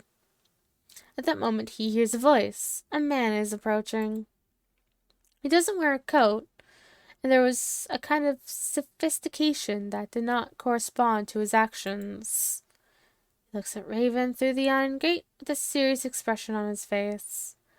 Raven gives him a friendly smile. Melody. Good day, Mr. Locknell. I'm the intern from Ill Medical College. But the policeman does not reply. He furrows his brows as sharp-shield grey ones carefully examine the lad. He pauses for a moment. When he sees the leather-encrusted steel box Raven has with him, noticing the coat of arms of Ill Medical University on the top, his expression softens. He takes the key out of his pocket and opens the chain on the door. Oh. Likewise, and Whitten Locke knows the other guy. I'm his partner. You must be Mr. Eastonzer, then. Nice to meet you. Richard Eastonzer nods and reaches a hand out to him. What's up with these names? I'm sorry, but like, I have no idea how you were supposed to pronounce this. It is ridiculous. Allein. Nice to meet you too. It seems we got 2 of you here. It's unusual that he would do this. Anyway, what's your name? 2 interns. Mr. Lockno didn't mention he invited another doctor, and Vitron told him there was only one place in the college. After a moment of doubt, Raven dismissed the thought. Lockno probably forgot to tell him about it, which wasn't really important. Raven Windshar. Raven Richnar. Richard's hand freezes at this point. It was long enough for Raven to notice that the detective's extra finger. The symbol suggests this tough guy is Shakan. It's the only race in Palmland who considers it a lucky symbol. Richard pushes him out of the way and rushes to the hallway, looking around the corridor like a nervous squirrel. Gloom shadows his face, and his chin and neck are tense. Just your claw. Where is he? Is he gone? It's a waste of words. The answer can be seen from Richard's face. The officer strides back to the lounge and searches every corner of the room. Clue like he would a crime scene, as if the window sill or the desk drawer could hide a living person. Richard stands and walks over to him. A determined look. Raven turns his attention to the officer. Raven once again sees distress reflected in the man's eyes. What the fuck? What the heck? I'm afraid I must check your intern identification, Raven. Line. Absolutely. Here you are, sir. Yeah, drink of water. Oh, the stocking. All this talking is making my mouth feel dry. Raven takes his intern identification out to show the detective. Richard immediately looks over and acknowledges him with a nod. Richard lifts the white cloth that is draped over the autopsy table to check the deceased. After seeing the condition of the corpse, he heaves a sigh of relief. Well, the good news is that he didn't tamper with any evidence. Or the body. Shall we start? For a moment, Raven could not tell whether the officer was being careless or so overly cautious that he was making things up. Raven places the suitcase on the table and opens it. Blotchy. All right, then. I'll start. Familiarity boosts his confidence, and after putting on the latex gloves, Raven feels calmer. Even so, fresh bodies, especially when they're victims of murder, still leave Raven full of sorrow.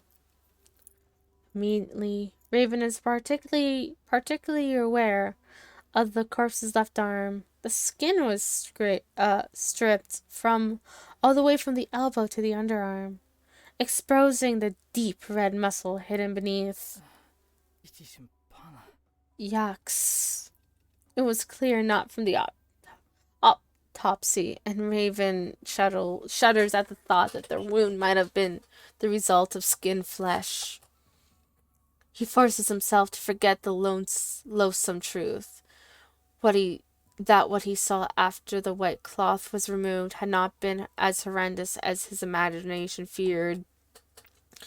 For instance, the corpse's face was still intact, though the cheeks are slightly sunken, and the lips and eye sockets had started to wither. The skin is at least still there. As for the body, it was not as lucky. The skin at the wound is soft and torn. The frayed edges have dried out over time. Did they really need to go, into detail about this? Oof-a-doof. It's a good thing I'm used to, crime dramas and stuff, that this doesn't eke me out as much as it could for others. Raven examines the wound closer. From the incision to the innards, he could see that the victim's organs have been tampered with. Judging from the positioning of what was left, there's a high probability that a large portion of the intestines were ripped out. Oh, God. Oh, Lord. Oh, good. That's not a nice... That's honestly not very much... Yeah, that's, why? Why? Oh, my Lord. Not always a nice, thing to have to read. Not surprising, considering the size of the wounds. A significant number of his internal parts have also been removed. Detective Isanzer. Anything interesting? Mower steer. I'm not sure. I'm not very familiar with this case. Mr. Lochno didn't give much information on the body, so it takes some time to reach a conclusion. But there's something weird about his skin. It's awfully bleak and dry. Raven gives Yorkshire an unapologetic look as he stares into the police officer's eyes. The latter does not seem surprised at the phrase bleak and dry. He is certain the detective knew something. Sure enough, Yorkshire walks up to him and pats him on the shoulder. That's right. That's what the other guy said too. Presumably, he might have been drained of blood. Ah, that's a possibility. Some form of acute anemia. He turns around and takes a scalpel out of his surgical kit, but as he's about to make a contact with the body, your turn stops him. There's already a cut made. He lifts the piece of flesh up again, showing one side of the muscle to your turn. Could you locate where he lost so much blood from? Raven purses his lips and places the tweezers on the tray. I can't say with absolute certainty, but he bends down and spends a good deal of time scrutinizing a specific gash. His eyes then flick to the victim's neck. They keep jumping back and forth as if comparing the two spots. Finally, he straightens his back. He's got two arterial cuts, one on his left arm and one on his neck, both of which could have been emptied him of blood. And there's a hole on his abdomen, so it could be from his intestine. If it was severed while he was alive, it could also cause a hemorrhage. Wait, how do you pronounce it again? I know that word. I know it quite well, but I forget how you pronounce it.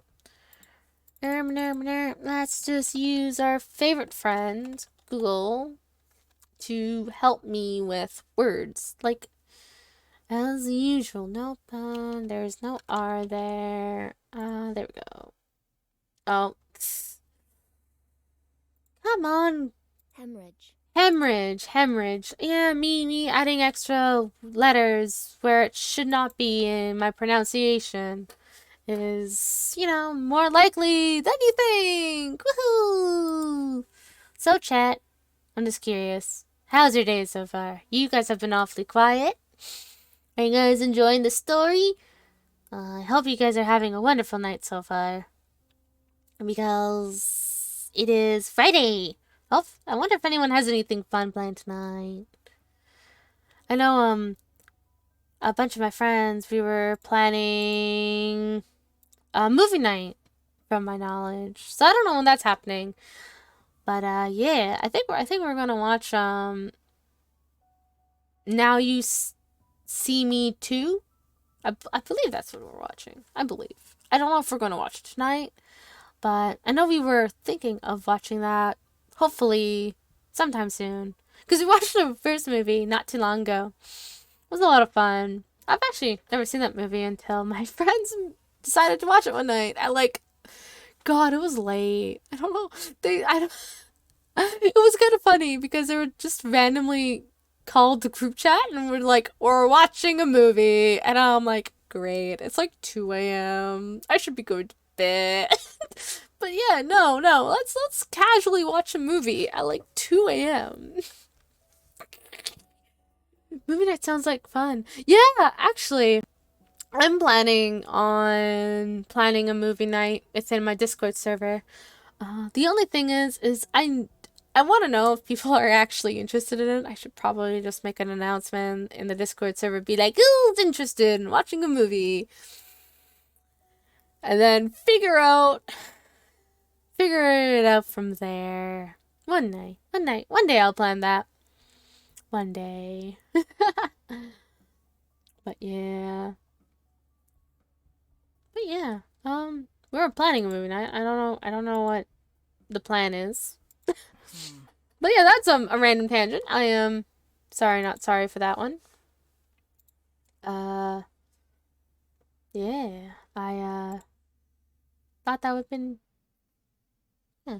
If you guys are interested in a movie night, let me know. But I'm more inclined to believe he was cut open post-mortem.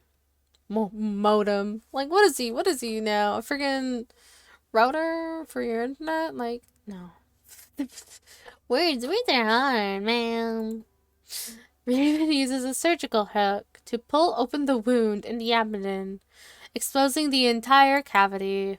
The distortion of internal organs clearly shows the extent to which it has been disturbed. Most of the intestines were pulled out, and everything below the colon was gone. Cruel, but what were they going to do with the guts? Staring at the corpse, Yurkern remains silent for a few moments. Tell me about it. To think that this is the fault of some manacled priest. I don't buy it. A mad priest. The phrase lingers in Raven's mind for a moment. Suddenly it comes to him that the word priest has been used in reference to that recent murder, the wandering priest from Thazak. He looks at the eternal organs of the body, and a strange feeling washes over him. Is this the victim of that Thaznik priest case? To be honest, I don't believe it's a priest who did it. Besides, there's no reason for him to take the guts away, unless he's fallen under the other one's believer. Yeah, go on. Raven looks at the body. This time, he spends more time staring at the victim's face. It is unusually calm, but the loose skin tells him of his pain. Oh my god, I keep randomly burping. Burp, burp, burp, burp, burp, burp. It has the kind of look that says the person was drawn into the nightmare, experienced unimaginable distress as their last moments, and the soul was carried away by death in a trance. Judging by the look on the victim's face, I think they killed him first, and then messed up his body sometime later. Raven licks his dry, peeling lips, then picks up the tweezers and points to the dead man's face. From his expression, you can see that he seemed calm. I mean, he doesn't look like a tortured man. Who's over there? Oh, it's a Bob. Bob, what do you want? Do you want out? Going out, Bob? Okay. My dog go once out of my room. Of course he does. When doesn't he? Go on, Bob. Go on. He probably wants dinner. That's probably what he wants, because it's almost dinner time. Your churn nods. Raven moves the tweezers to the victim's neck and closes the wound there. In the case of injury prior to death, the tissues near the wound tend to shrink more significantly, and after a certain period of time, the contraction would release to a point. This part is a classic pre-death wound. With this type of injury, you would first lose blood from the outermost part of your body, like your skin or flesh, and eventually your internal organs would stop functioning due to the bleeding. In this case, it doesn't appear to be any oddities about the blood circulation, which means the abdomen was left untouched until after the death of this man. Oh my god, my nose is itchy. He leaves the tweezers and draws Yutrin's attention to the color of the body muscles. I can't give you a specific time, but the likely sequence of injuries can be deduced. Look at these wounds, which are all exposed to the air. The muscle on the arm is darker than those on the abdomen, which means it would have been inflicted quite earlier. The contraction of the surrounding skin is also more pronounced than those on the abdomen, suggesting that the cut on the arm was done shortly after death. After the cut on the throat, but before the abdominal incision. So the perpetrator wrung his body, stripped him, then dug out of his guts. Well, it sounds like an evil ritual, which probably can't be done by a typical priest, even with this kind of weapon, right? Raven turns around and spots a dagger where Yurchin's fingers are pointing. It has a slender gray blade. The priest's dagger. Raven had heard about it. He shakes his hand and sets the tweezers back on the tray.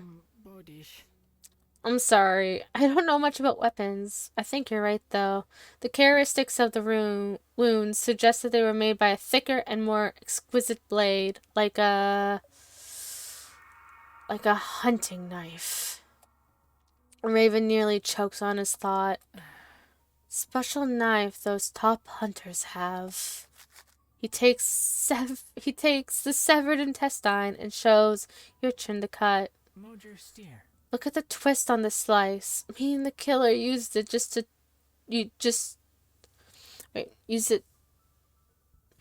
Look at the twist on the slice, meaning the killer used it just twice to cut it off.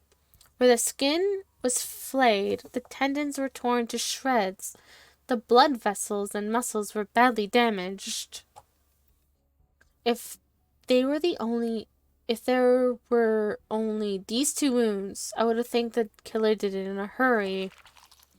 Oh god, the sound effects grows. Oh my god. Raven picks up a hook and pulls open the wound on the neck. But this wound is completely different. The knife must have gone in a downward direction, cutting the carotid artery clean without harming the trachea. No, that's not how you pronounce it, but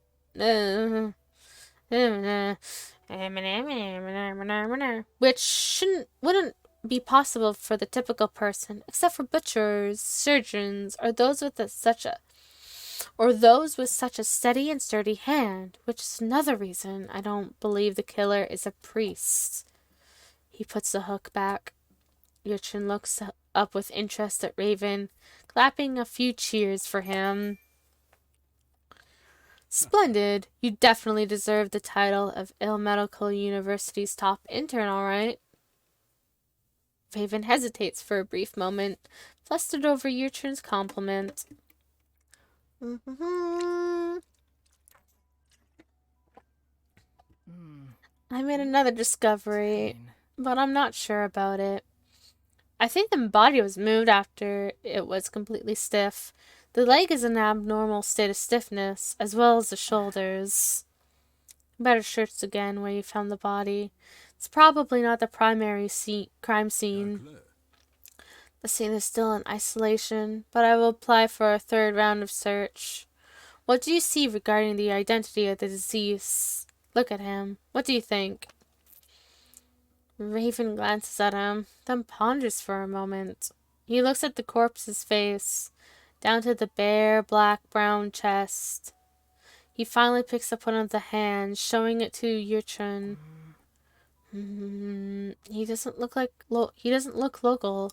Trezor, Sunan, or maybe some oceanic peoples. Immigrants fit the profile. They solemnly relate to other locals, and only a few of them go to the police, even if someone goes missing. Is that right? Makes sense, but not enough. A person's hands and legs often tell the story of one's life. Look, the skin on his hands are rough and pleated.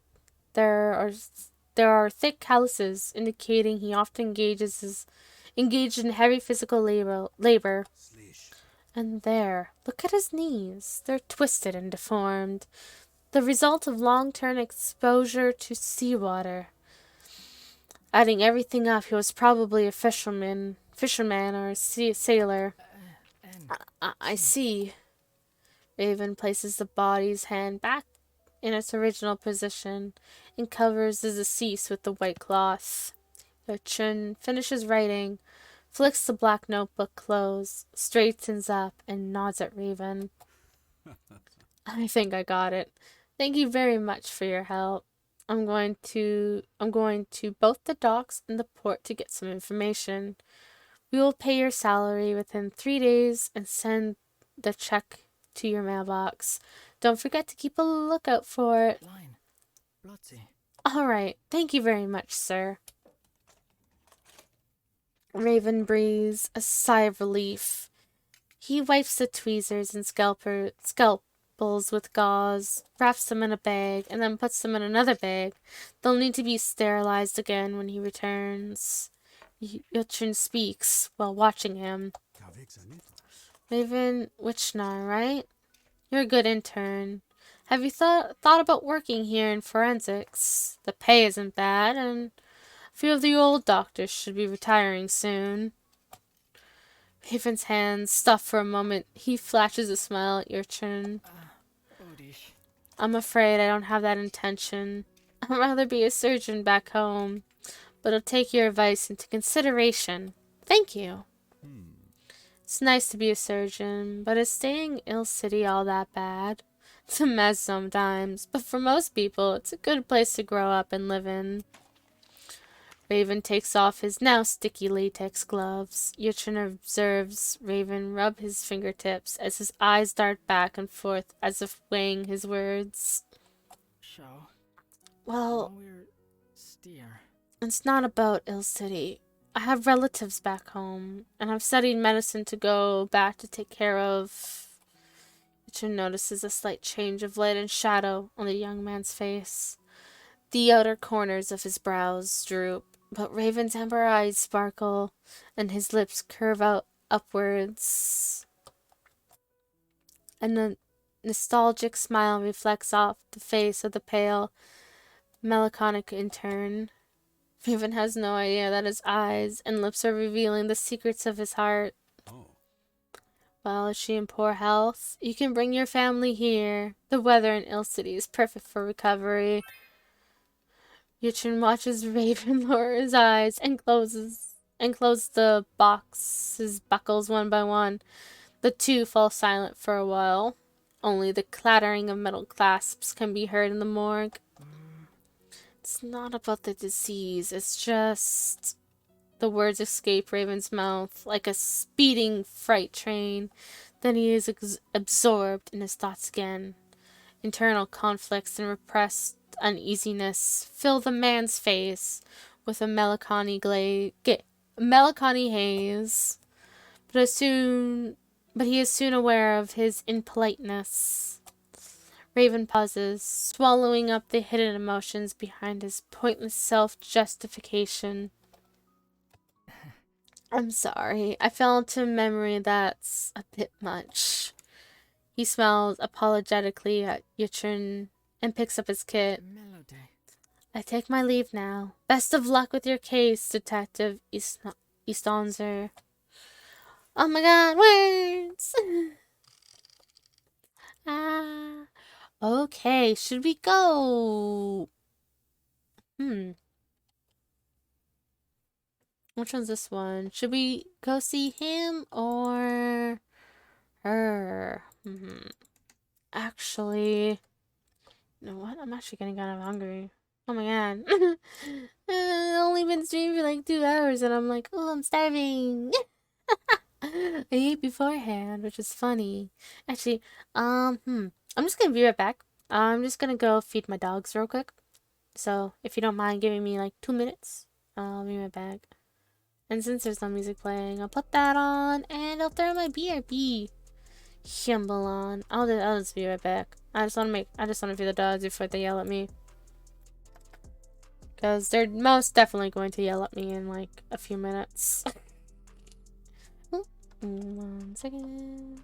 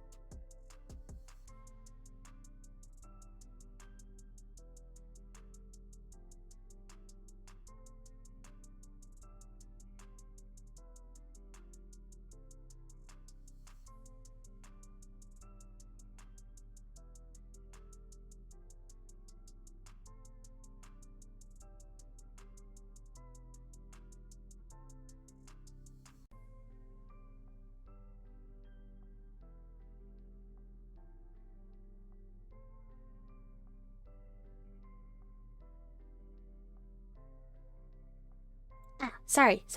I'm back.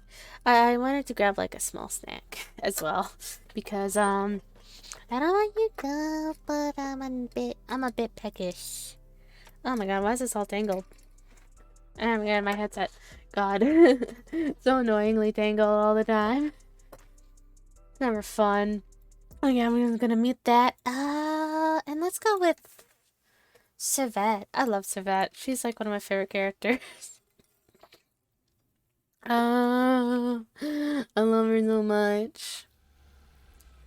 After a rather long journey, Watson's car finally arrives at Metinus Frontier Racecourse.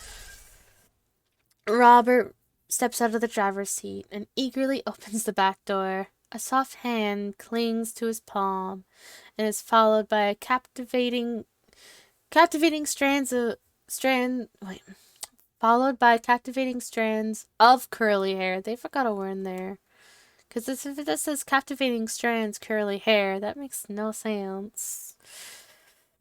They sway lightly in the breeze and settle quietly on the lapel of the owner's collar.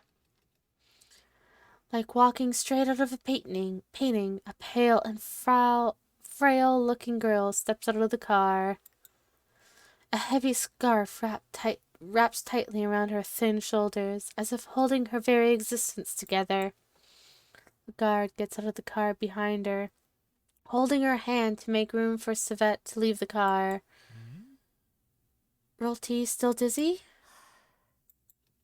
The girl shakes her head and forces a smile as an answer.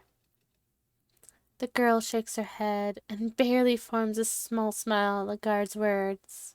Savette stands behind them, trying not to roll her eyes. Her patron is a perfect gentleman, except when his daughter is around. His attention is always glued to her, as if others don't exist. Which, of course, he won't admit. Savette has little sympathy for the sickly girl who has been spoiled to death. This girl knows how to please men. Though not jealous of the skill, Savette finds the girl's manners, shyness, and frailty hard to appreciate. If Roti had been born where I was, she may not have survived childhood, Savette thought coldly. But in any case, the guard wouldn't bring them all to such a remote place on a whim. Ear glow. Why have we come here, Mr. Watson? For your show, dear Savette. We need to meet up with your cooperators. Confused, Savette keeps her smile and drops the subject. What help do they need? She has no clue, but Lagarde is not a man of exaggeration. Savette trusts him and knows he has a plan they must follow. Fine. Is this your first time here? No need to worry. And enjoy the race with Roti. What's her...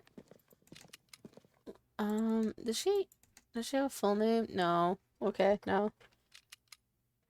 She doesn't have a full name. I thought it was her name for something. Roti raises her eyes and smiles at Savette, but only gets a disinterested nod in return. A waiter greets them at the entrance. They follow him towards the box office. There's so many characters. Oh yeah. So the thing is each one of these characters that you see, right?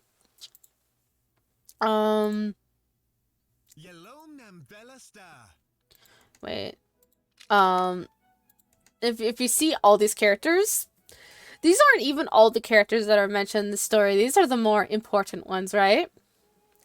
And basically, they're all involved in some way, to some degree, with the overarching story. It's actually quite insane.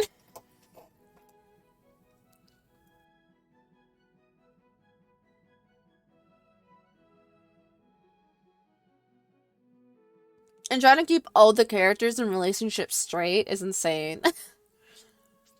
Because, well, it at least helps that they're all grouped up together, so it makes it somewhat easier.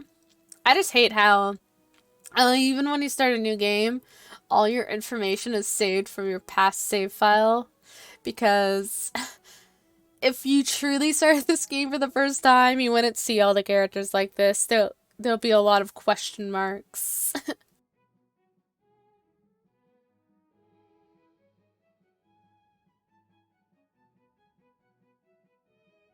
But yeah, Savat is one of my favorite protags. There's another protag that I absolutely love. Well, I do love Raven. Raven's good. Letriel is also really good. I love him. But I like Artif. Artif is really nice. Oh god, I love Porty as well. He's a good character. Yatron is also good. I like him too. The one character that is just kind of there is him. I like him. Don't get me wrong, but he's just kind of there. Oh, I should probably turn this off. Ta-da! Okay. Please, this way, gentlemen and ladies. The race will start in an hour. Do you want to bet? All of our horses are exceptional. Each one of them has a chance to be the winner. Which one do you like? Nori Giant or Thunder? As the waiter chatters on, the guard pulls out a brochure and turns to Wardy with a smile. The girl hesitates for a moment, then points shyly to the name on the leaflet. Bet 300 thrill on Thunder from Kajan.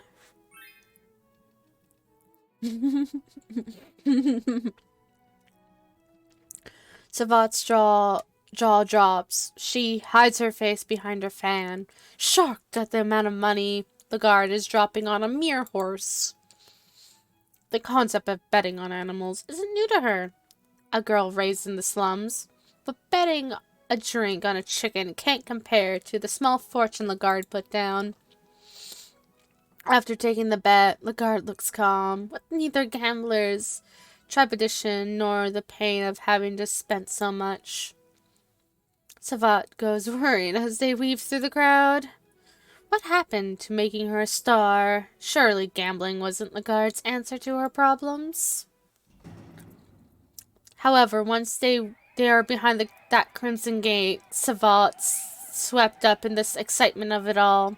The cheers instantly overwhelmed the four people. And there are thousands of seats around the oval-shaped track, and they're almost full. The shrieks and high trumpets become a frenzied sea. When the bang of the gun sounds, and its powder dissipates on the racecourse, famous horses of various colors gallop forward. The cheers and jeers of the crowd send her heart fluttering. Never in her wildest dreams did Savat imagine she'll see something so grand. Oh my god, I gotta turn this down slightly. It's a little loud on my end. I don't know how it is for you guys. Let me know if it's too quiet. I'll turn it up for you guys. I just personally do not like having my ears blown out. Her gaze falls on the god Watson, who's in a well-tailored suit. He's looking upon the race with disinterest. But in Savat's eyes, she's gazing at perfection. It's Lagon's guiding hand that led her to be a queen. Mr. Watson. Before she can finish her sentence, she feels an icy glare coming from the section below them. Savat shifts her eyes, careful not to make a scene. She stares into the expressionless face of a very tall and strong man. Took you long enough. Rob's voice is chipper, highly unusual. Before Lagarde speaks, Rory, however, is still watching the track intently. The man below makes his way to the trio section, his gaze never leaving hers. Savat keeps her facade, but tenses as he comes closer. Who is this man? This is... Savat looks to her savior, who gives a small smile. Another rarity. Savat's nervousness skyrockets. She has never been more apprehensive. Those silent green eyes are full of impassioned ruthlessness. Something ain't right. Savat? Rorty? Please meet our guests. Grallo Worknot. Ooh. This is a character. Savalt observes the man from behind a fan, trying to solve the puzzle. Lagarde, with Watson is a rich man and a gentleman. Men like him need muscle that can protect their interest.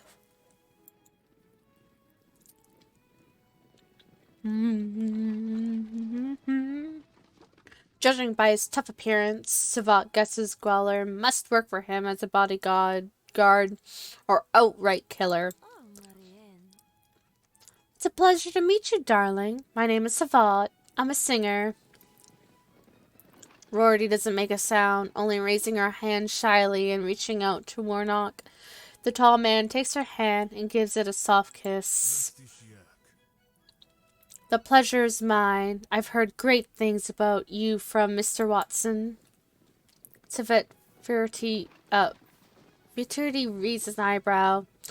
Gravel Warnock's words make her reassess him. He's not stupid and disgusting as Rob, who always turns into a hungry animal when facing temptation. In opposition to his rough looks, Guile manners shows his cultivation and etiquette. Oh my god, words! Now indeed, come sit, Gravel. There's something I need to discuss with you. Savant and Morty shift so Gweller and Lagarde can sit beside each other. I heard you take care of the lead singer. I talked with him. Not a problem. Mr. Frogral is a very negotiable man. Pity that the pure Pearl Shell Orchestra is not. They're planning to use their freshmen. With that, Lagarde takes an envelope from his pocket and passes it to Gweller. Here's his name and address and some photos. I heard the orchestra is having a party tonight. Maybe you can meet him on the way. Feel free to act a little more harshly this time. Sure wish the orchestra would learn their lesson.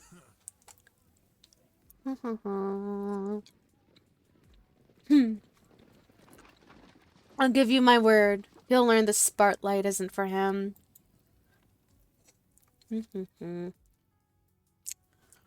Gweller tears open the envelope and takes out the photos. The nods to employer as a promise. Good. Savant star is rising. Two can't shine at the same time, can they? Of course. I'll make sure Miss Fisher, I have no idea how to pronounce her last name, is the only singer they can get by tomorrow. The men share a laugh, though Rob's laughter sounds more nervous than anything. Savant attempts to keep up with the conversation, but she got lost along the way. Oh my god. What are they planning to do? Kidnap? Threaten? Or even kill? Savant stares at the tracks in silence. The steeds are still on them, but the results are obvious. Her stomach twists in disgust. She wants fame, but she wants to attain it with her own talent. Lagarde's plan is completely unnecessary. But maybe he's putting in every effort to make sure everything goes well. Reminds her of what he taught her. The song is not the first solution, but a last resort. She needs to bide her time and allow him to create opportunities for her. She's conflicted, but the only thing she can do is squeeze her black pearl necklace and try to conceal her concern by pretending a calm a pair of hands wrap hers. It's Rorty, whose face is quite close to hers. Rorty simply stares at Savant with eyes full of sorrow, as if worried for her. So, I think she can't, yeah, she can't speak, I believe. She's, I think she's like, no, she can, but she can't for very long. She's sick. I know that much.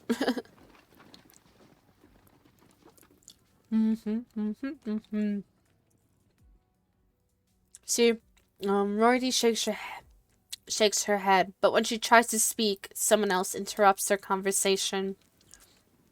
It's a handsome young man who finally finds his target and shouts to him. Bro, Lagarde, there you are. Look how cute he is. He's such a baby. I love him.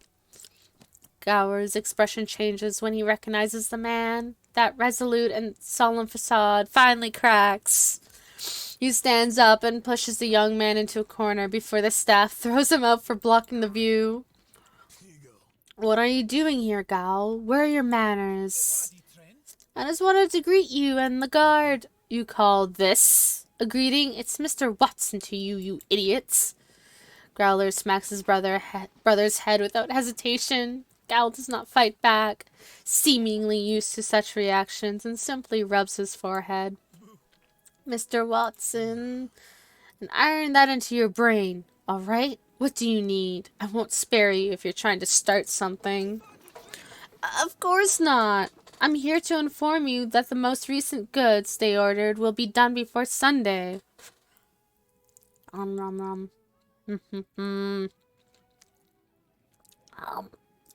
nom. Finally, Growler's eyebrows lift. Well done. But take it easy. We've got a new job on our hands. If it goes well, we'll gain some additional materials. That's great. I've got this new show I want to watch. Growl smashed Skull in the head again before his brother can finish his words. Stop fooling around and think about how to earn before how to spend. Wow. Wow. Gal clutches his forehead and almost weeps. His brother sighs and ruffles his hair as comfort. Oh, they're so cute. Oh my god. I love them so much. We need to grow up soon, Gal. Let's go. I'll take you to Lagarde. Isn't it Mr. Watson? Pardon? Nothing. Gal leaves this topic and drags Gal to Lagarde.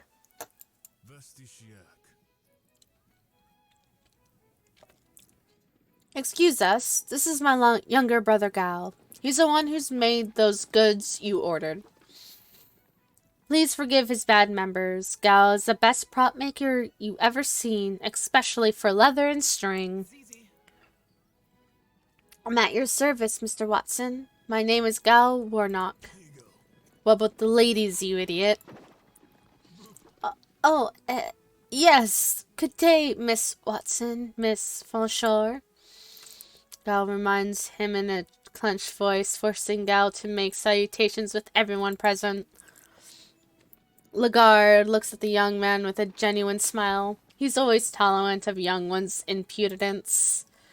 As for the driver, Rob, he's already lost in the horse racing atmosphere.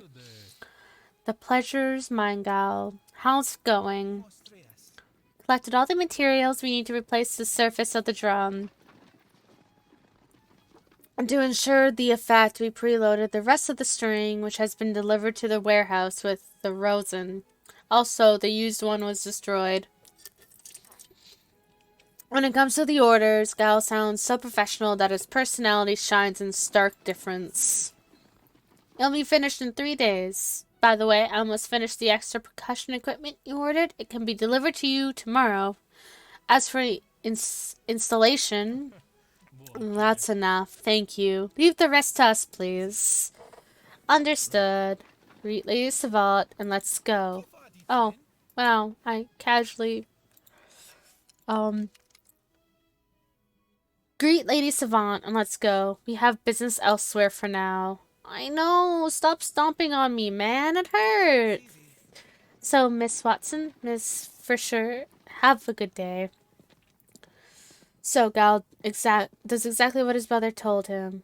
Rorty and Savant nod and watch as they leave the bleachers. As soon as they disappear, Robert complains in a low voice. What weird brothers. They really are, Savant thinks to herself. But it doesn't matter. Whatever it takes to get on that stage is worth it. Mr. Watson? Yes, my dear? Is this going to work right? I'm going to be a star. Of course, dear. Just wait and watch. I always win. Savette understands and nods in response. She turns her attention to the race. The storm is coming. She can feel it. Hmm. Hmm. Let's, yeah, let's do Ravens. I like Raven. I like, a lot of the characters in the city over the top one. I don't know. There's, well, no, that's a lie, that's a lie, because later on there's gonna be more characters added, but, yeah. I don't like the priest father dude. Like, he's like my least favorite out of the bunch.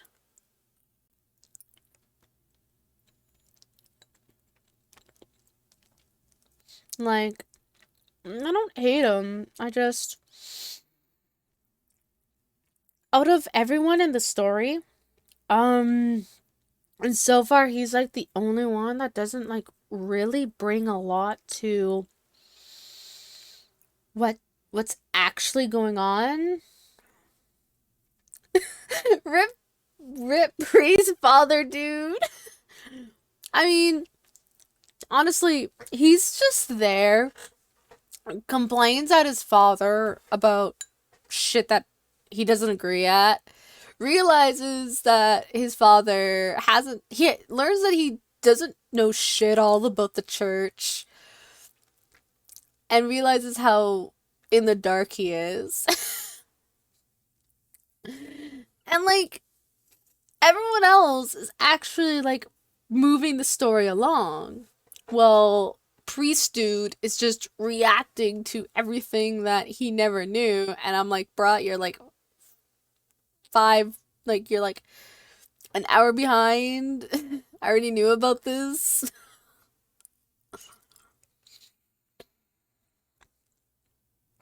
Yeah, I always leave his route for like last because I don't really care about him. He doesn't really bring much to the story, which is like, he starts it off fine, perfectly fine, but then it doesn't really make much sense because you could have been like, tell us that the priest that was like, oh yeah, he murdered someone. You could have told us in like any other way and the story would have like proceeded fine without the priest dude being like, oh no, how dare the church be like not giving me any statements about it. How come I don't know the whole church's part on all this, but the church is sus as usual, and his route is just kind of there. I will say Raven and his part of the story. At first, he doesn't seem like he's like really a part of it because he feels really like a third party. But then you learn what happens to him later on, and it's just like, wow, he went from just being there to like my favorite character. I feel bad for him. Neo? Raven, what took you so long? Raven had come from their shared room and barely picked up the receiver when the landlord told it was Neo's call. When he answers the phone, a stream of complaints and orders assaulted him from the other end. Thank Yox, you haven't left the house yet, huh? Go to my room and in the left closet, grab the fourth suit to the right. The one with the purple polka dot tie tucked around the collar. I just found out the suit I have doesn't fit. Hurry up, the party's about to start, and don't be late. I need to give a speech. Do I need to change? It's fine. You don't have to do anything. You can get some grub after the dance. Well, I'll be there as soon as I can. Thank you, my friend. I owe you one. Neo hangs up. Raven heaves a sigh, fumbling 2 coins from his pocket and plunging them into a metal box by the phone while looking at himself in the landlord's mirror. The dark-haired man takes off his usual woolly waistcoat. A slim frame of his shoulders and chest is outlined with a suit. He smooths the fold and firmly tugs the knot of his tie to complete the look. But wearing such a fancy outfit leaves him with a funny feeling. The last time he wore his suit was the previous New Year's party. The suit he's wearing was a gift when he entered the university. Unsurprisingly, considering the extended amount of time he's had the suit. The material has started to stretch out, making it loose-fitting in some areas, while the shoulders and waist areas are still fairly tight. Putting on his long coat, Raven rushes up the stairs. He has to fetch Neo's beautiful suit as directed. Neo's wardrobe is much larger than his, and is cramped from top to bottom with all kinds of clothes. Looking for something in it would make anyone feel if they're caught up in a tornado. The silk clothes are rubbing against other knickknacks, the kind you can usually get from stalls in the streets. The clothes often release a pungent smell, and some aren't even washed, adding a hint of sour to the closet's odor. The turban odor is more powerful in a confined space. Raven is so off-put that he pulls out the suit by the hem the second he finds it and slams the closet door shut. Paper bags for clothes are easy to find. They're all over the room. After Raven grabs one and shoves the garment into it, he takes a quick glance at the clock. 9:17 already? That's not good. There's no time for himself now. If he insists on taking a chance and preps himself up, Neo's clothes will definitely be late. How about trying the gut way? Raven knows little about the gut way. He lived in Old Town for nearly a week to investigate a disease of intestophan immigrants. There he witnessed children die of both the disease and street fights. It was dangerous as a jungle back in those days. However, after the war, everything changed for the better. But it's already nighttime, and you haven't been around there after dark. And almost all of their crimes happen at night. It's alright. Pull yourself together. There's no reason for those people to attack you. Take the main street. I'm determined to take a detour through the main street. Raven wraps his scarf tightly around his neck and pushes open the apartment gate. Weather is rather unpleasant. The clouds that had gathered since the afternoon stir in the sky like a part of caramelized sugar. Raven runs as fast as he can. So, as you see, I had to pick a selection, and now my karma went down to 1. So, yeah, that's how the system works. It can change stories either for the better or make it worse. I know there's one ending that you can get that I did for shooting giggles once. It was rather intense. It was probably there's probably a true ending. I'm going to assume there is.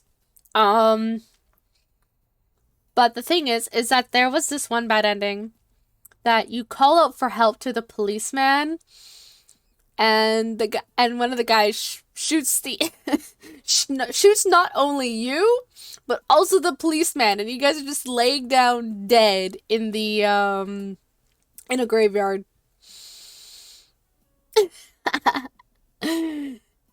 And it's just like, great. Yeah, the thing was, is I knew that the bad ending was good. I knew that was going to be a bad ending, but I was just curious to see what happened. Oh. Oh my god. A Saturday Night Live skit. Oh my god. Which one? There's a lot of them. Have we seen the OC? Our dear sister. You know what? Honestly, I don't really watch SNL often, so probably not. Okay. I'll look it up after stream.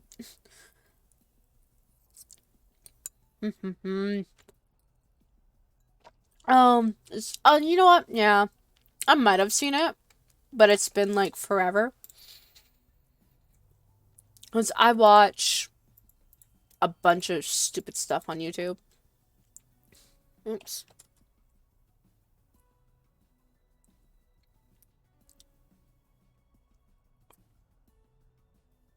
Oh wow. there's a bunch of these up. A string of crackles sound each time the soles of his shoes press against the icy gravel, again and again, each time faster than the last. Raven scans the area. He takes notice of the numerous looming billboards and glass windows as he shivers in the cold silence.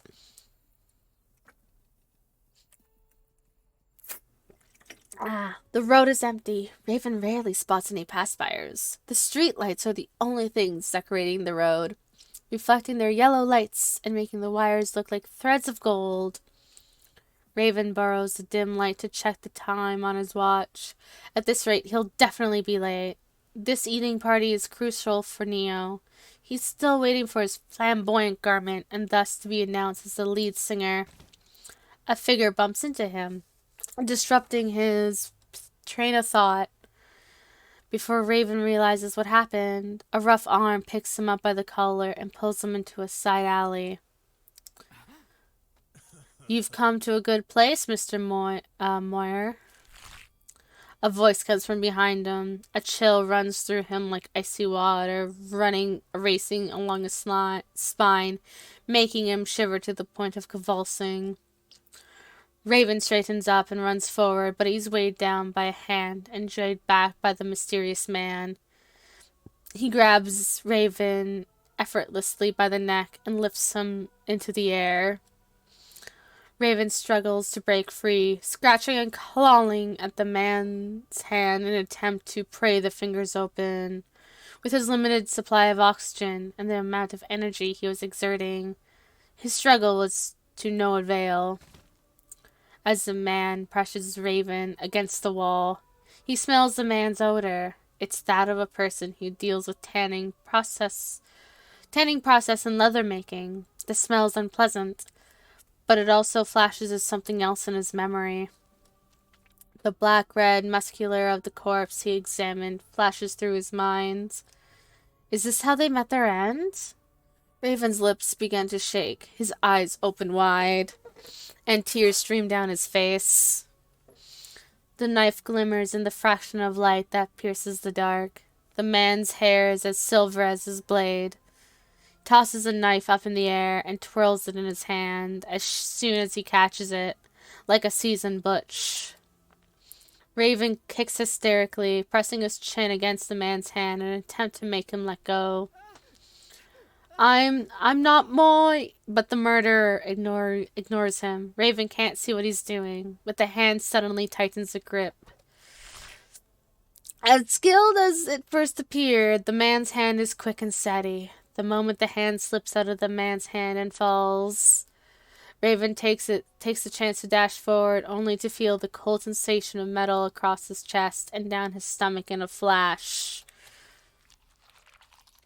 The endermis musculaire, but oh my god. Wow! Why? Those are long words. Yeah, Raven, I also wonder why you're thinking about such things right now. How about we not think in medical terms? I don't even know if these are medical terms. I just know that they're long. Then he hears nothing but his own screams. Unsure if they're just in his head. The pain makes him instinctively reach out to grab the man's wrist. The pain will soon ease away, and eventually he will feel cold. At least that's what's written in the books. And they didn't lie. The pain quickly fades, leaving a strange, warm sensation in his belly. It floats on the surface, growing hotter until it seems to boil. But the icy cold of metal cannot be ignored. It stirs his inside as the blade freezes to his flesh. His organs surge back to life as his sensory neurons resuscitate. Raven gasps for air. Tears pour from his eyes, his teeth clench tighter. The man keeps staring at him, his expression calm as if wearing a gypsum mask. His eyes glow in the night. The face of the silver-haired man in the dark rotates and melts. Raven struggles to get a hold of the knife, but in his dying brain thinks he's holding a cup instead. He sees the fish lying on a plate, looking at him with its white and cloudy eyes as mysterious foam trickles from its mouth. The fish turns into the face of the dead, and the corpse smiles at him with the same shriveled face, blowing a cold kiss from its hollowed mouth. The wind brushes his cheek, and he feels every ounce of coldness seep into his bones. He lets go of the knife and lowers his weakening arm, uttering a feeble sob. The pain from the movement causes his hands to shake and his face to crumple, the tips of his fingers to twitch like an epileptic patient's. Oh my god, you can't see it, but I'm like cringing at some of these noises. They're so gross to me. I don't know if you guys can hear it, but it's if you can, you're lucky. You are so lucky if you can't hear them. They're gross. The man loosens his grip on the knife, leaving Raven hanging by the blade. The weight drags him down. The young surgeon's suit is painted in red. The pain is excruciating. Words. I can't hear them, but I have the sound turned down a little. You know what? That's very valid. It was like a gushy sound. It wasn't very appetizing to hear. Oh god, yeah, it was the sound of the guy cutting up Raven. Making Raven think of how the ancient savages put their captives on long nails, the loss of blood bringing madness out of him.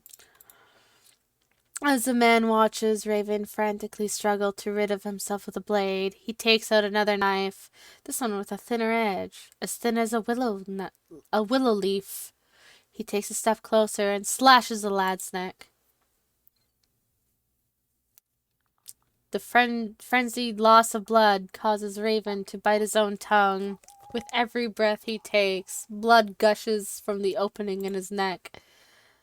As blood floods his lungs, Raven coughs. His eyes are drowned in uncontrollable tears, the blurry figures fading away.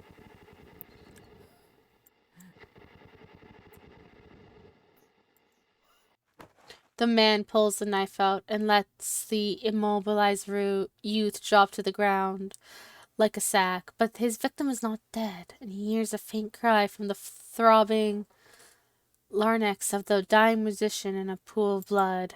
He listens with great interest, and then, with a heavy step on his neck, accompanied by a muffled click, the boy's spine breaks under the sole of his shoe. God, that was... You know what? Do they really gotta explain it in detail? The body twitches for a moment, then finally stops moving. Bad end scapegoat.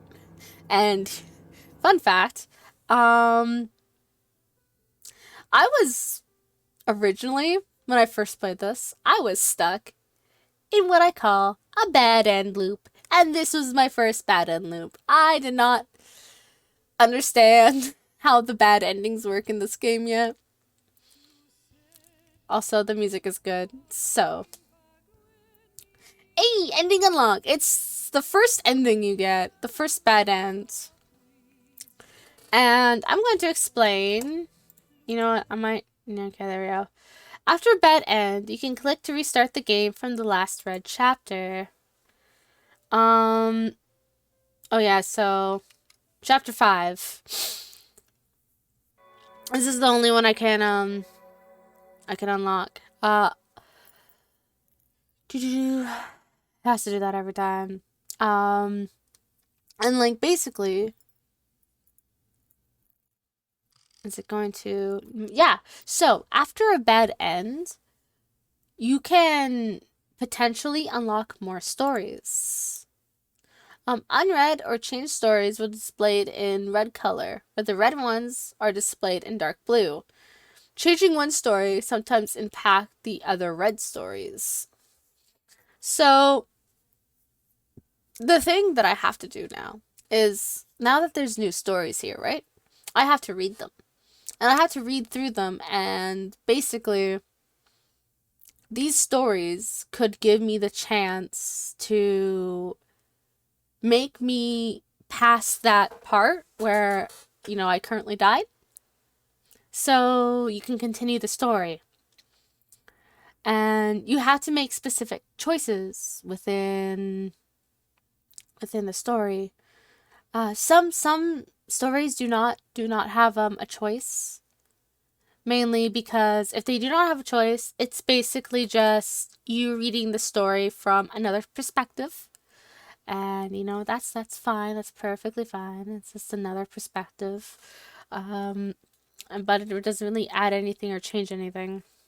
But but not all choices will change anything. They will just add probably additional dialogue. Yeah, just additional dialogue. Like the first one for Savette, where you can either be like, hey, I gotta leave, or you wait patiently.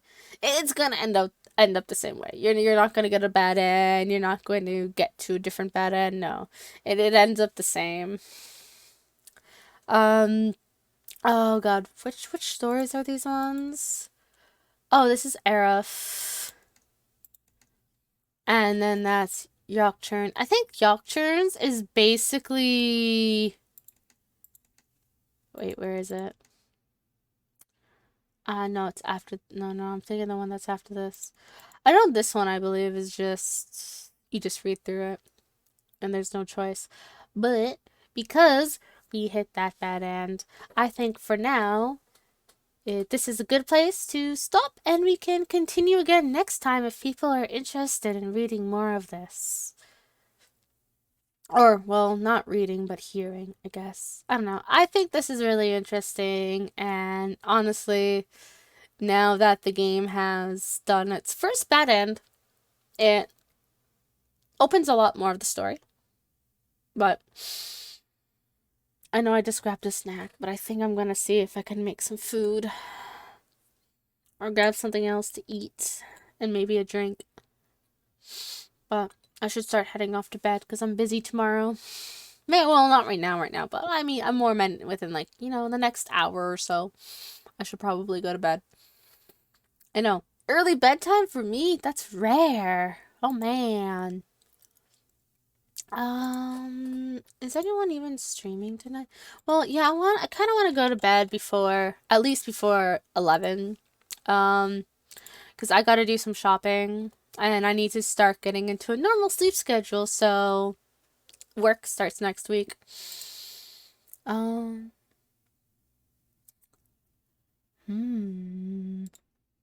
Yeah, but I'm going to end the stream. I don't think I'm gonna raid anyone. I don't really have any friends on right now. So... Yeah, and I'm tired, so I'm gonna go to bed. And we can always continue this another day, because this game is a lot of fun. I know we didn't really get through much, but it's slow process when you're reading it out loud. But yeah, I hope to play more of this game because I enjoy it a lot. Also, there's other games I should probably play more on stream. Yeah, but for now, I'm gonna head out. I'm actually really tired. I'm also really hungry. And yeah. Good night, everyone. Have a good night. I hope everyone has a wonderful night or a wonderful day. I don't know. Maybe it's day for you. But anyway, have a good night. Have a good day. Have a good weekend. I'll probably see you guys on Saturday if I feel like streaming. Probably not going to be posting a schedule on Sunday like I normally do.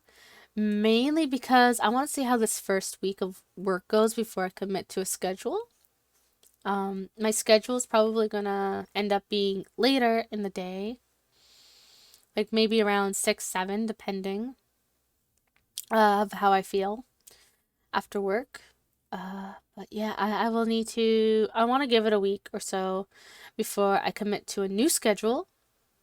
I just want to see how everything works out first. So yeah, good night, good night, good night. I'll see you guys hopefully tomorrow. So night.